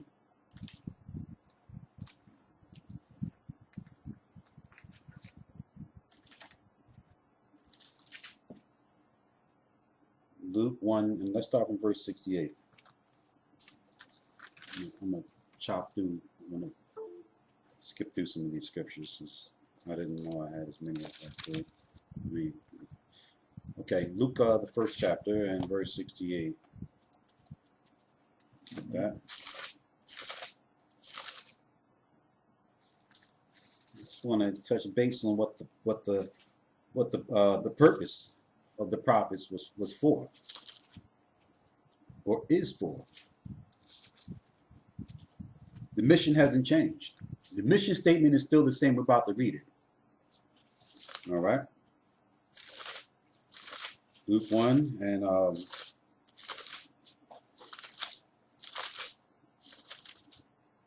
68, right? Okay. Luke chapter 1, verse 68. Blessed be the Most High power of Israel, for he had visited and redeemed his people, and had raised up an horn of salvation for us. Right. So the Most High visited us with Yeshaya. Okay, he visited us and he redeemed us way back then. It's up to us to make the redemption good. Okay, by being obedient and keeping his statutes and his commandments. All right, read. In the house of his servant David, as he spake by the mouth of his holy prophets, which have been since the world began. That's right. Since the world began, the Most High been always trying to deal with us. Every time we went off, the Most High had someone that he sent, okay, to our communities, to our nation, wherever we were residing at, to communicate with us and deal with us and to bring us back to him and cause us to reflect. We constantly kept forgetting. Read. Verse 71. That we should be saved from our enemies. Right, that we should be saved from our enemies. That's what they was telling us. Listen, you can be delivered. You can come out of this condition that you're in, but you got to return into the Most High. You got to be obedient to your power. And this situation you're going to, it can be alleviated. But we didn't want to listen. Read. And from the hand of all that hate us, to perform the mercy promised to our fathers. You see that? And all the prophets told us about the mercy that was supposed to be performed to our fathers. All the prophets told us about the promises. Listen, the Most High delivered your forefathers out of Egypt. and he wants to deliver you out of the conditions you're in, because hey, that covenant still stands. If you're entitled, you understand, to this, to our heritage and a culture. You're entitled to salvation. You're entitled to this world, to this planet. You hold the deed, but the deed is through our discipline, just not because of the name, because we the children of Abraham. Read. And to remember his holy covenant, Mm-hmm. the oath which he swore to our father Abraham, That's right. that he would grant unto us, that we, being delivered out of the hands of our enemies, might serve him without fear. Right. That was the whole purpose, for us to be delivered out of the hands of our enemies and to serve the Most High without fear. From that generation to the last generation, that covenant still stands. Every time we went into captivity throughout all those different periods, the Most High delivered us from those conditions and delivered us out of the hands of the enemy. And he's going to do it again. Okay, read. Verse 75. In holiness and righteousness before him, all the days of our life. All the days of our life, we're supposed to be living in holiness and in righteousness throughout all our generations. But we were iffy. One generation would worship, the next generation would. One generation would worship, the next generation would. And we've been it's just been like this since we came out of Egypt. Read. Verse 76. And thou child shall be called the prophet of the highest. For thou shalt go before the face of the Most High to prepare his ways, to give knowledge of salvation unto his people by the remissions of their sins. Right. That's the key to salvation. The key to salvation is the remission of sins. It's repentance. That's what it is. Consistent, constant repentance, making a change, making a difference. All right. Let's move on. Let's go back to 2nd Esdras, the 14th chapter. All right. So the mission statement hasn't changed. We speak and we teach the same thing that all the prophets taught. Listen, return unto your power. Keep his laws, his statutes, and his commandments. All right. What I want, 2nd Esdras 14. All right. I think it's 2nd Esdras 14 and 14. Yeah. Okay. All right. 2nd Esdras chapter 14, verse 14. Let go from Start from 13, please. I'm sorry. 2nd Esdras chapter 14, verse 13. Now therefore set thine house in order. See, that's what all the prophets was talking about. Listen, set your house in order. Listen, get yourself together, brother. Get your family together. Get your wife in order, man, and your children. Get yourself in order. Read. And reprove thy people. See, and reprove thy people. Reprove your family. Reprove your neighbors. Clean up your community. Read. Comfort such of them as be in trouble. Right, and brothers and sisters who are in trouble, who are in need, who's being afflicted, you're supposed to comfort those brothers and sisters. That's what we're supposed to do. Read. And now renounce corruption. And then we should renounce corruption. Renounce wickedness. Renounce sin. Read. Verse 14. Let go from thee mortal thoughts. Cast away the burdens of man. Right, that's what we got to do. We got to let go of the mortal thoughts. Let go of the physical thoughts, of the carnal thoughts. Stop thinking like low-level people. That's what we have. A lot of we act like beasts. We act like we have we act like we have small minds, or we act like we just lack a certain level of intelligence, when the Most High gave us everything we needed to function properly, to use our different senses. Read. It says, and let go from thee mortal thoughts. Cast away the burdens of man. Right, that's what we have to do. Let go of the mortal thoughts and cast away the burdens of man.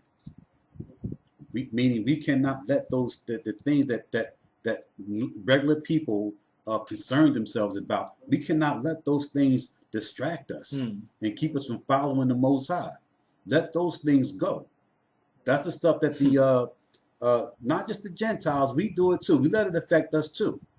You understand? So we just can't always point the finger at them when it comes to dealing with materialistic things and carnal things and things of the world. We let it affect us too, but we have to let those things go. We cannot let those things predict and decide how we worship our power. Who does that? Yeah. Well, I can't do that because I don't have this. Well, I need this first. How can you chase after something in the world first? Like once you get that first, that's going to help you define how you need to serve your power. It don't even make sense. The scripture says seek the kingdom first. You want to seek materialistic things first. You want to get money first. You want to get a house. You want to get a car first. You want to get materialistic things that doesn't even make sense. How can you put those things before the Most High? You would think you would need him first. Yeah. I need God in my life. Or I need the Most High in my life. No, I need that in my life first. Then maybe I can deal with the Most High. Like he's secondary. Read. It says, put off now the weak nature. Right, that's weak. That's weakness. And when you really think about it, you're being weak. You're being weak. Because you feel like you need something materialistic or material before you can obtain and worship and bow to something spiritual. Who does that? Nobody but us.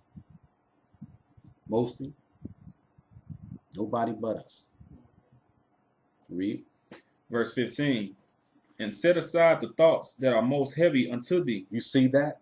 Set aside the thoughts. Set aside the cares of the world. Because that's the things, those are the things that's heavy to you. Oh, I don't have this. I don't have that. I'm still trying to get this. I'm still trying to get that.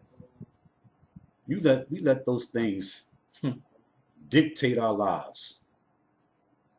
That's weak. Low level thought process. That's what that is. And we need to examine that. Read. And haste thee to fly from these times. To flee from these times. Right. Let's move on. Let's go back into the book of Sirach and get the 17th chapter.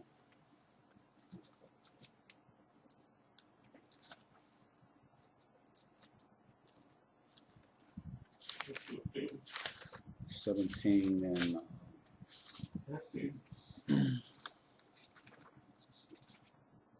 17 and 1. Yeah. Sirach chapter 17, verse 1.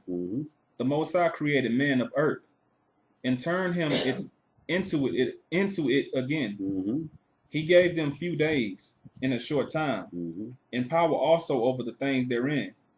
He endued them with strength by themselves, and made them according to his image. Right.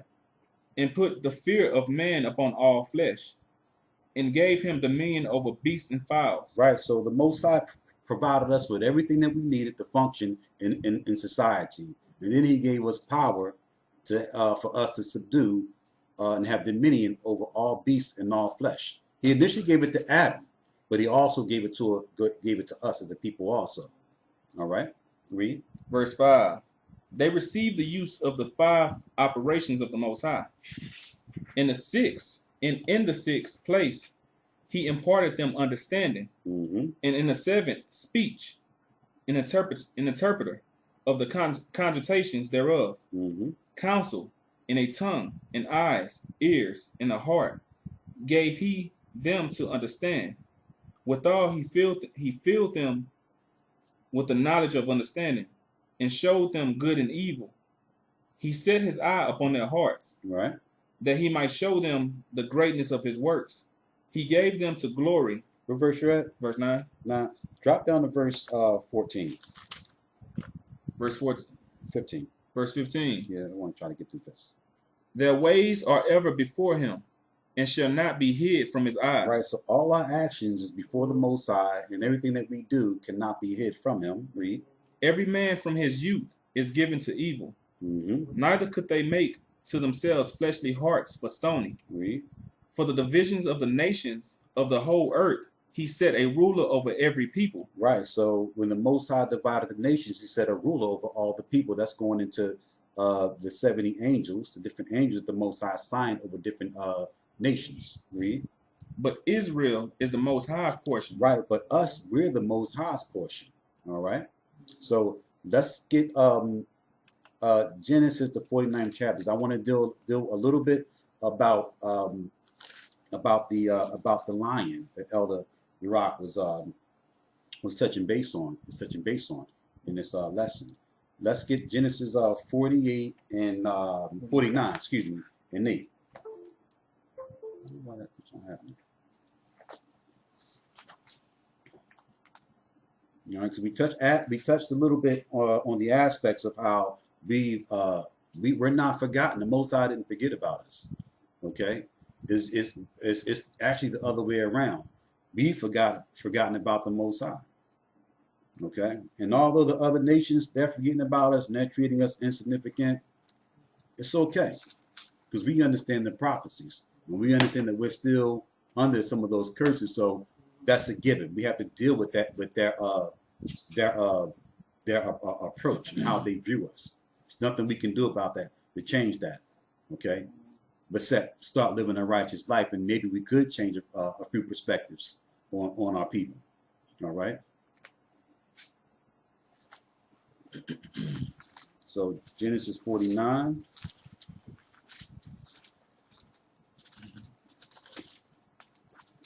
Let's start from 8. Genesis chapter 49, verse 8. Mm-hmm. Judah, thou art he whom thy brethren shall praise. Right. So this is the prophecy that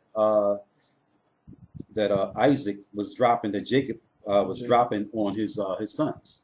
All right, before he demise. All right. Read. It says, Judah, thou art he whom thy brethren shall praise. Mm-hmm. Thine hand shall be in the neck of thine enemies. Right. So it's prophecy that our brothers would praise us, which are the other tribes, and there's also prophecy that our hands. But read that again. It says, thy hand shall be in the neck of thine enemies. Right. That our hands would be in the neck of our enemies. Okay. That there would be close relation and close socializing with the nations. Okay, with our enemy. All right. Read. It says, thy father's children shall bow down before thee. Mm-hmm. Judah is a lion's whelp. Right. So that's what we are. It was prophesied that our father's children would bow down to us, and that Judah was a lion's whelp. Read. From the prey, my son, thou art gone up. Right. And from the prey we have gone up, meaning we're not in that state where we're preying on the nations. We're not in a particular mode that we need to be in as being lions. All right. Read. He stooped down, he couched as a lion. Right. So we're in a state of lowliness because we're couching down like a lion. We're not standing in our full strength. There's a weakness in us right now. There's an inconsistency in us right now as a nation of people, but not for long. All right. Actually, we're in a state now of rehabilitating ourselves. All right. And standing up strong and putting back on our stature and putting back on that strong nature instead of the weak nature. Read. He couched as a lion, Mm-hmm. and as an old lion. Mm-hmm. Who shall rise him up? Right. So who's going to rouse us up? Now, a lot of times we deal with this from the aspect of rousing us up as in revolution. You understand? That's going to take place.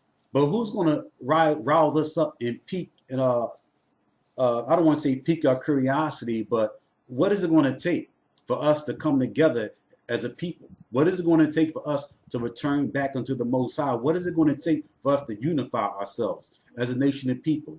What is it going to take for us to do those things? Because we already rousing up when it comes to being militant or being violent. We already possess those qualities and capabilities. So I don't want to constantly focus on that. All right. There's more on that. It says, verse 10, the scepter should. Yeah, that's still on. Yeah, but read that. It says, the scepter should not depart from Judah. Right. Nor a lawgiver from between his feet. Right. So rulership and power will not depart from Judah. All right. That's why the Most High says he's going to raise the tents of Judah first. That's why there's, I don't want to say predominantly more Judites in the truth, but you know, Judah, the tribe of Judah is pretty much the leading tribe and the forerunner in the Israelite community when it comes to assimilating the knowledge and the truth. All right. Hope I didn't offend anybody. I tried to make that as clean as I possibly could. All right. So let's get Numbers, the 23rd chapter. It's Ephraim, Benjamin. You understand the rest of the tribes. You know, y'all holding it down till y'all doing y'all thing, okay? So I don't want anybody to feel anything by that, because it's a collective effort. All right. So I want to get more of the prophetics of us rising up. All right.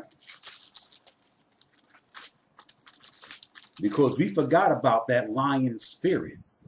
You understand? We forgot about that. But lions are also intelligent, they're smart, they're tactful, they're skillful. You understand? They're just not bloody murderers and just want to just run through a pack of sheep and just murder and kill everything. All right? We're a little more than that. We're diplomatic. We're ambassadors of Yeshaya. You know, of course, you know, I guess, you know, when we travel, we'll bring chopping blocks with us. But initially, you understand, we're going to be diplomatic. We're going to deal with people accordingly, according to the law.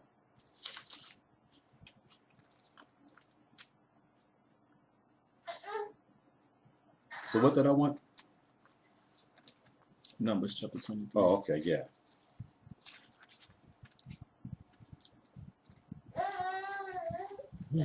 Excuse me.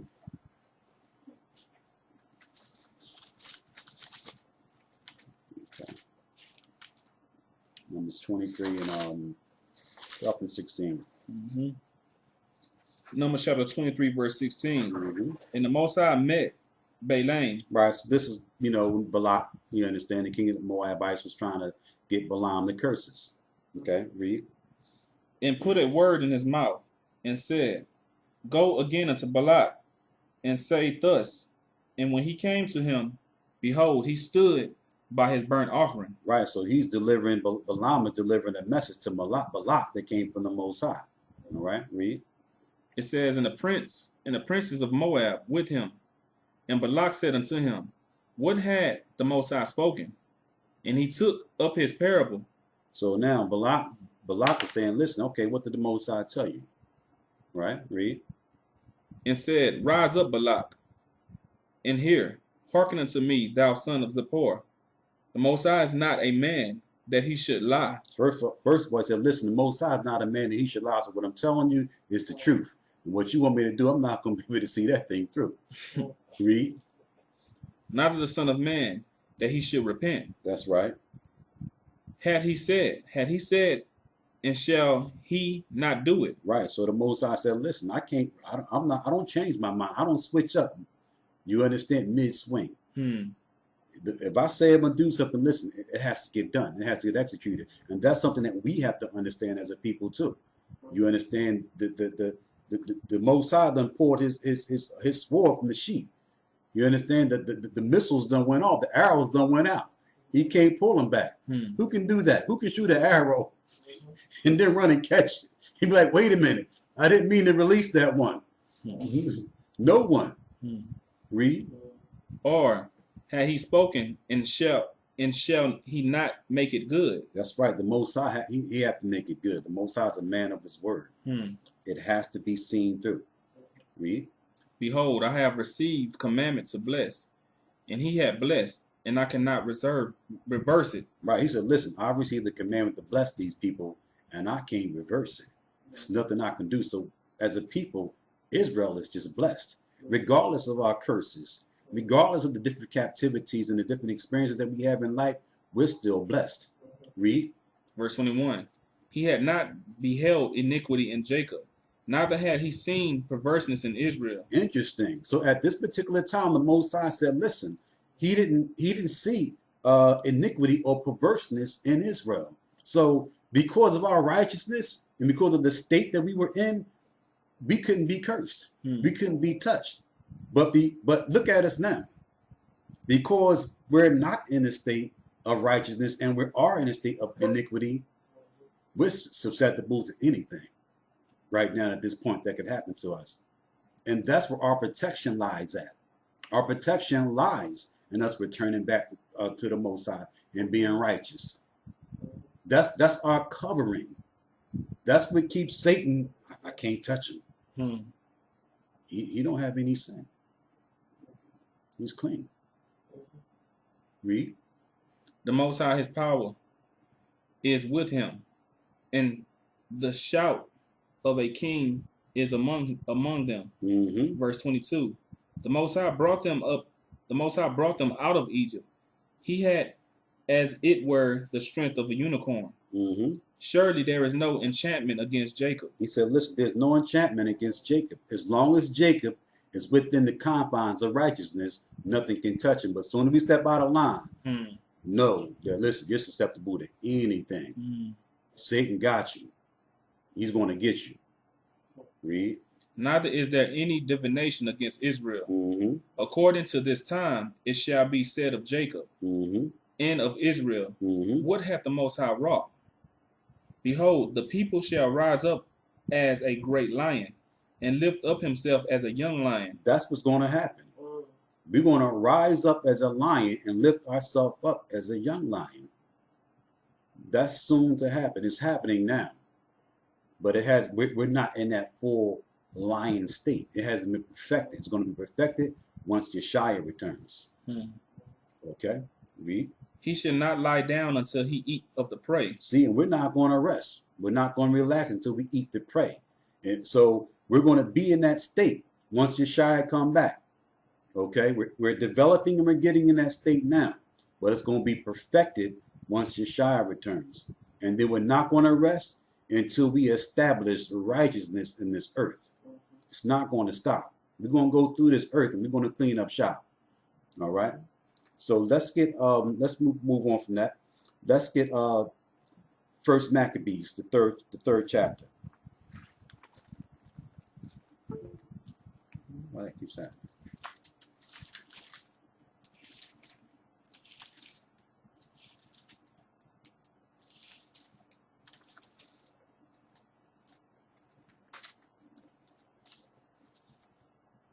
Okay, let's start from verse 1. First Maccabees chapter 3, verse 1. Then his son Judas, called Maccabees, rose up in his stead. Then his son Judas, called Maccabees, rose up in his stead, and all his brethren helped him. That's right, because Judas rose up in his father's stead. Read. And all his brethren helped him, and so did all they that held with his father. And they fought with cheerfulness the battle of Israel. Right, so we're going to fight the battle. The battle's going to be fought, but we need to start relating to the character that we need to be in order to fight the battle before we fight the battle. Read. Verse 3. So he gave his people great honor and put on a breastplate as a giant and girt his warlike harness about him. Right. And so he was preparing himself physically, putting on the physical things, the breastplate, the harness, the helmet. He was gearing up. All right. We have to do that also, but for now we're doing it spiritually. All right. Read. And he made battles protecting the host with his sword. And in his axe, he was like a lion, and like a lion's whelp roaring for his prey. That's how Judas was. He was like a lion. He was like a lion's whelp roaring for his prey. And we're going to be in that state soon. All right. Like I said before, we're getting there, but we're going to be in that full perfected state once Yeshua returns. All right. But I just wanted to bring out the scripture to relate to how Judas was rolling in a heroic spirit, in a courageous spirit, like a lion. That's how we need to be. All right. So I wanted to just point that out. All right. Let's move on. Just a few more precepts, and we're going to just we're going to close out. I just want to touch base on that spirit and that character of a lion that we need to be in. All right. Let's get Psalm the 34th chapter.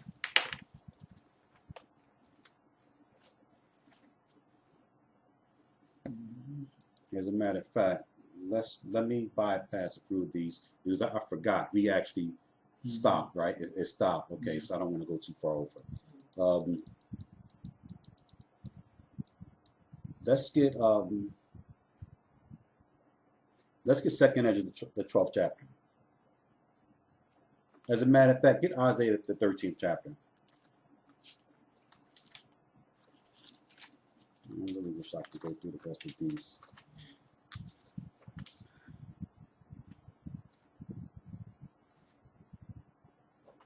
So we're lions, and we haven't been forgotten. All right.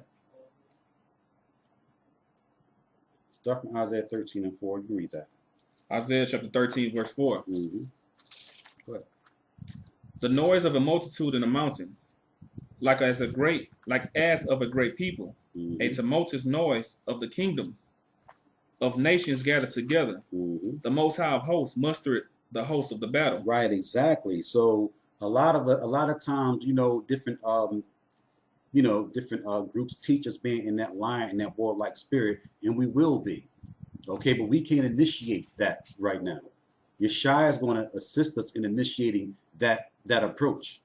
Okay, so we have to just let him do what he's going to do, and then we're going to join in later than that. And it's sad, and it's unfortunate that you're going to have people that's going to jump the mark on this, and they're going to take things into their own hands. Okay, and they're going to suffer for it. Mm-hmm. You understand? And then a lot of innocent people are going to actually meet their demise with this approach and this attitude. Okay, and that's the sad and unfortunate part. Okay, so let's get Jeremiah 4 and 6.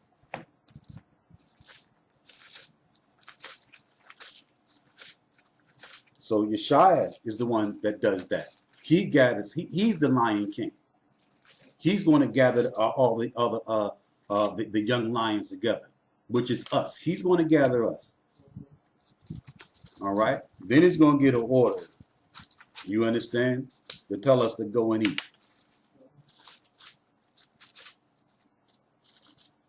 It's Jeremiah 4, right? Mm-hmm. Yeah. All right. Let's 4 and 6. Yeah. Right? Jeremiah chapter 4, verse 6. Mm-hmm. Set up the standard toward Zion. Retire, say not. Mm-hmm. Stay not. For I will bring evil from the north, in a great destruction. Mm-hmm. The lion is come up from his thicket. Right. So the lion is come up. Okay. The lion is going to come out of the den very soon. Read. And the destroyer of the Gentiles is on his way. Right, and the destroyer of the Gentiles is on his way. Now, I want to get a precept for that, too, because a lot of people use this scripture and say, see, he's going to destroy the Gentiles. The destroyer of the Gentiles is on his way. He's going to destroy the heathen and destroy all the nations. That's not entirely correct. Mm-hmm. All right, let's get Psalms the 79th chapter.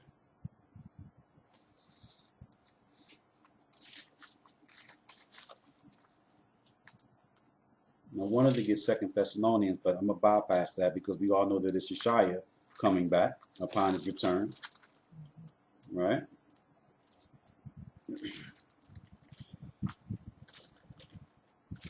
Psalm 79 and start from verse 1. Psalm chapter 79, verse 1. Mm-hmm. O Most High, the heathen are come into thine inheritance. Mm-hmm. Thy holy temple have they defiled. Mm-hmm. They have laid Jerusalem on heaps. The dead bodies of Let's just go straight to 10. All right, verse 10. Wherefore should the heathen say, where is their power?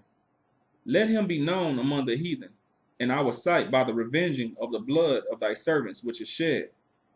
Let the sighing of the prisoner come before thee. I apologize, Malak. Mm-hmm. Let's go back to 1 again. All right. Because I want to go down to 6. That's it. All right. Excuse me. Mm-hmm. Psalm chapter 79, verse 1. Mm-hmm. O Most High, the heathen are come into thine inheritance. That's true. The heathen has came into the Most High heritage because they're in this land, right? Read. Mm-hmm. Thy holy temple have they defiled. And they have defiled the Most High temple, right? Read. They have laid Jerusalem on heaps. Right. And Jerusalem is on heaps right now. Jerusalem is in a dilapidated state. Read. The dead bodies of thy servants have they given to be meat unto the fowls of the heaven. They did it back then, and then we're still in another, figuratively, in another sense. You understand? We're still, our bodies are still being given to the nations, to the beasts for meat. We're still being devoured by the nations. Read. The flesh of thy saints unto the beasts of the earth. Mm-hmm. Their blood have they shed like water round about Jerusalem. And that's taking place. Took place then, and it's taking place today within our communities when we're dealing with police brutality and other different things that's killing our people. Read. And there was none to bury them. Mm-hmm.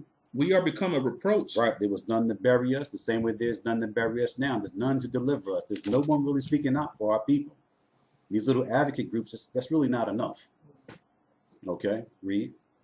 It says, verse 4, we are become a reproach to our neighbors, a scorn and derision to them that are round about us. And that's true. To our neighbors, we're a scorn and we're a reproach and we're in derision from the people who's around about us, which is most of the other nations. Read.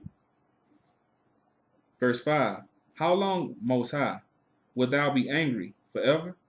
Shall thy jealousy burn like fire? Right. How long are we going to be in this condition? So the Most High's jealousy burn like fire, because it's heat. We still in the frying pan, believe it or not.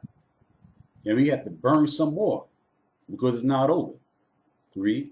Verse 6, pour out thy wrath upon the heathen. Right. So the Most High does pour out his wrath upon the heathen. But what heathen does the Most High pour his wrath out upon? Read. That have not known thee. See, it's going to be the ones that don't know the Most High. Those are the ones he's going to pour his wrath upon.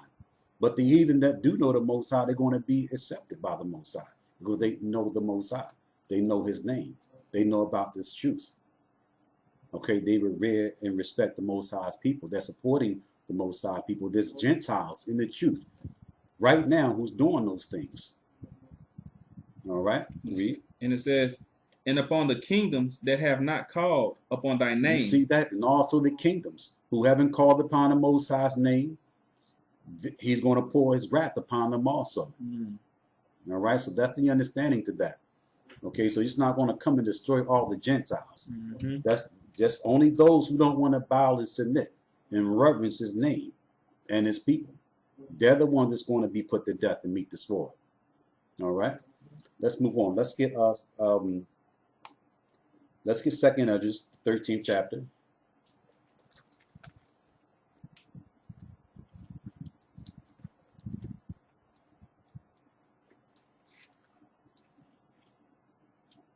As a matter of fact, what time is it?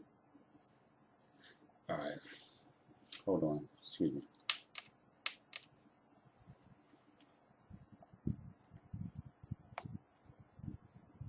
Let's get Wisdom of Solomon in the 5th chapter. We're going to close it with this.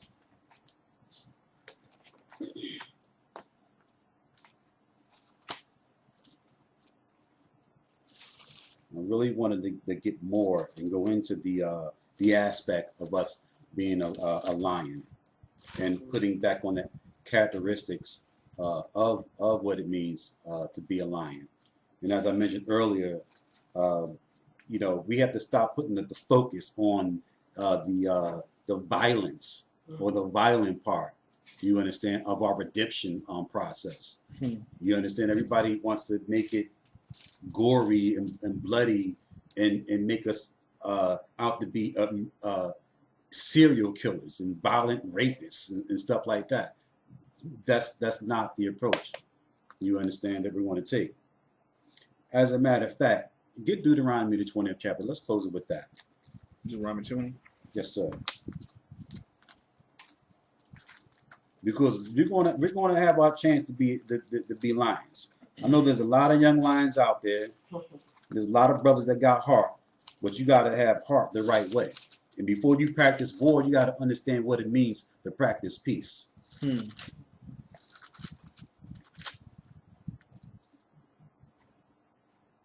I believe it's 20. So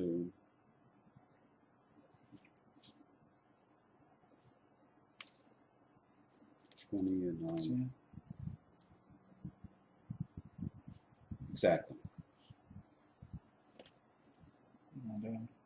Mm-hmm. Deuteronomy chapter 20 verse 10. Mm-hmm. When thou So come, this is the diplomatic aspect. This is what a lot of people forget that Moses did. See, we always go to the scriptures where Moses violated the nations, and yeah, you know, he took women and did this and did that, and took the spoils. You know, like, you know, we're not going to be a biker gang. You understand? That's not the approach. We're not going to be Hell's Angels. You understand? We're going to be diplomats of the Most High. We're going to be ambassadors for Christ. And it's the way that you deal with things. All right? Read. Deuteronomy chapter 20 verse 10. When thou comest nigh unto a city to fight against it, then proclaim peace unto You it. see that? This is a law. The law on war. Okay, so when we're doing what we're doing, we're proclaiming peace to the nations. We're proclaiming peace to the Gentiles. We're proclaiming peace to the heathens at this particular moment. That's what's taking place. All right, read. Verse 11. And it shall be, if it make thee answer of peace, and open unto thee, then it shall be that all the people that is found therein shall be tributaries. Exactly. So if we give the proclamation to the nations and the nations agree to what we're saying, even the nations now that's in this knowledge and this truth, you're actually, technically speaking, are supposed to be tributaries to us. Meaning, you know, this may come as a shock to y'all, meaning that you really should be financially supporting this movement. Okay? That's what it really means. All right? But we don't, at this particular time, we don't force, you understand, those sort of stipulations on people. You understand? But your support has been appreciated, and it still is appreciated. But this is how it's going to go with the other nations. They're going to be tributaries to us, the same way that we were tributaries to the nations and still are tributaries to the nation. They still benefit off of our people. They still benefit off of us being in the state, in this condition that we're in. And that's what a lot of people have problems with, because the nations are still benefiting the children of the people who put us in this condition. They're still living the life. They're still benefiting from us being in the state that we're in. You understand? So that's why certain groups be talking about reparations and talking about financial support and things like that, because technically speaking, that's what it should really be. Okay? Read. Verse 12. And if it will make no peace with thee, but will make war against thee, then thou shalt besiege it. Exactly. So the nations who don't want to make peace with us, then we're going to besiege them. That's when the war take place. You understand? And then after that, you kind of, there's no, the Geneva Convention is out the window. You understand what I'm saying? There's no, anything goes after that point. You understand? If I feel like I want to have pity and spare, I will. If not, you understand? I gave you an opportunity to bow and submit first and foremost to our power. Then secondly, to me, to us, as a nation of people. You understand? So those who surrender, you understand? You're going to fall under the guidelines of war. Those who feel a need to fight against us, you're going to fall under the guidelines of war. All right. Either way, is there more on that? Verse 13. And when the Most High thy power had delivered it into thy hands, thou shalt smite every male thereof with the edge of the sword. You see that? I don't want to go. I don't want to read any more of that. You already know what that consists of. You understand? And that's what's going to happen. That's what happened with us. That's what's going to happen with the nations.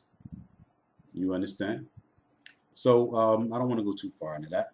So with that, that's going to be it for today's Sabbath lesson. I hope that you all was able to get something out of the lesson. I'd like to thank Elder Rawchaa for constructing and putting that lesson together.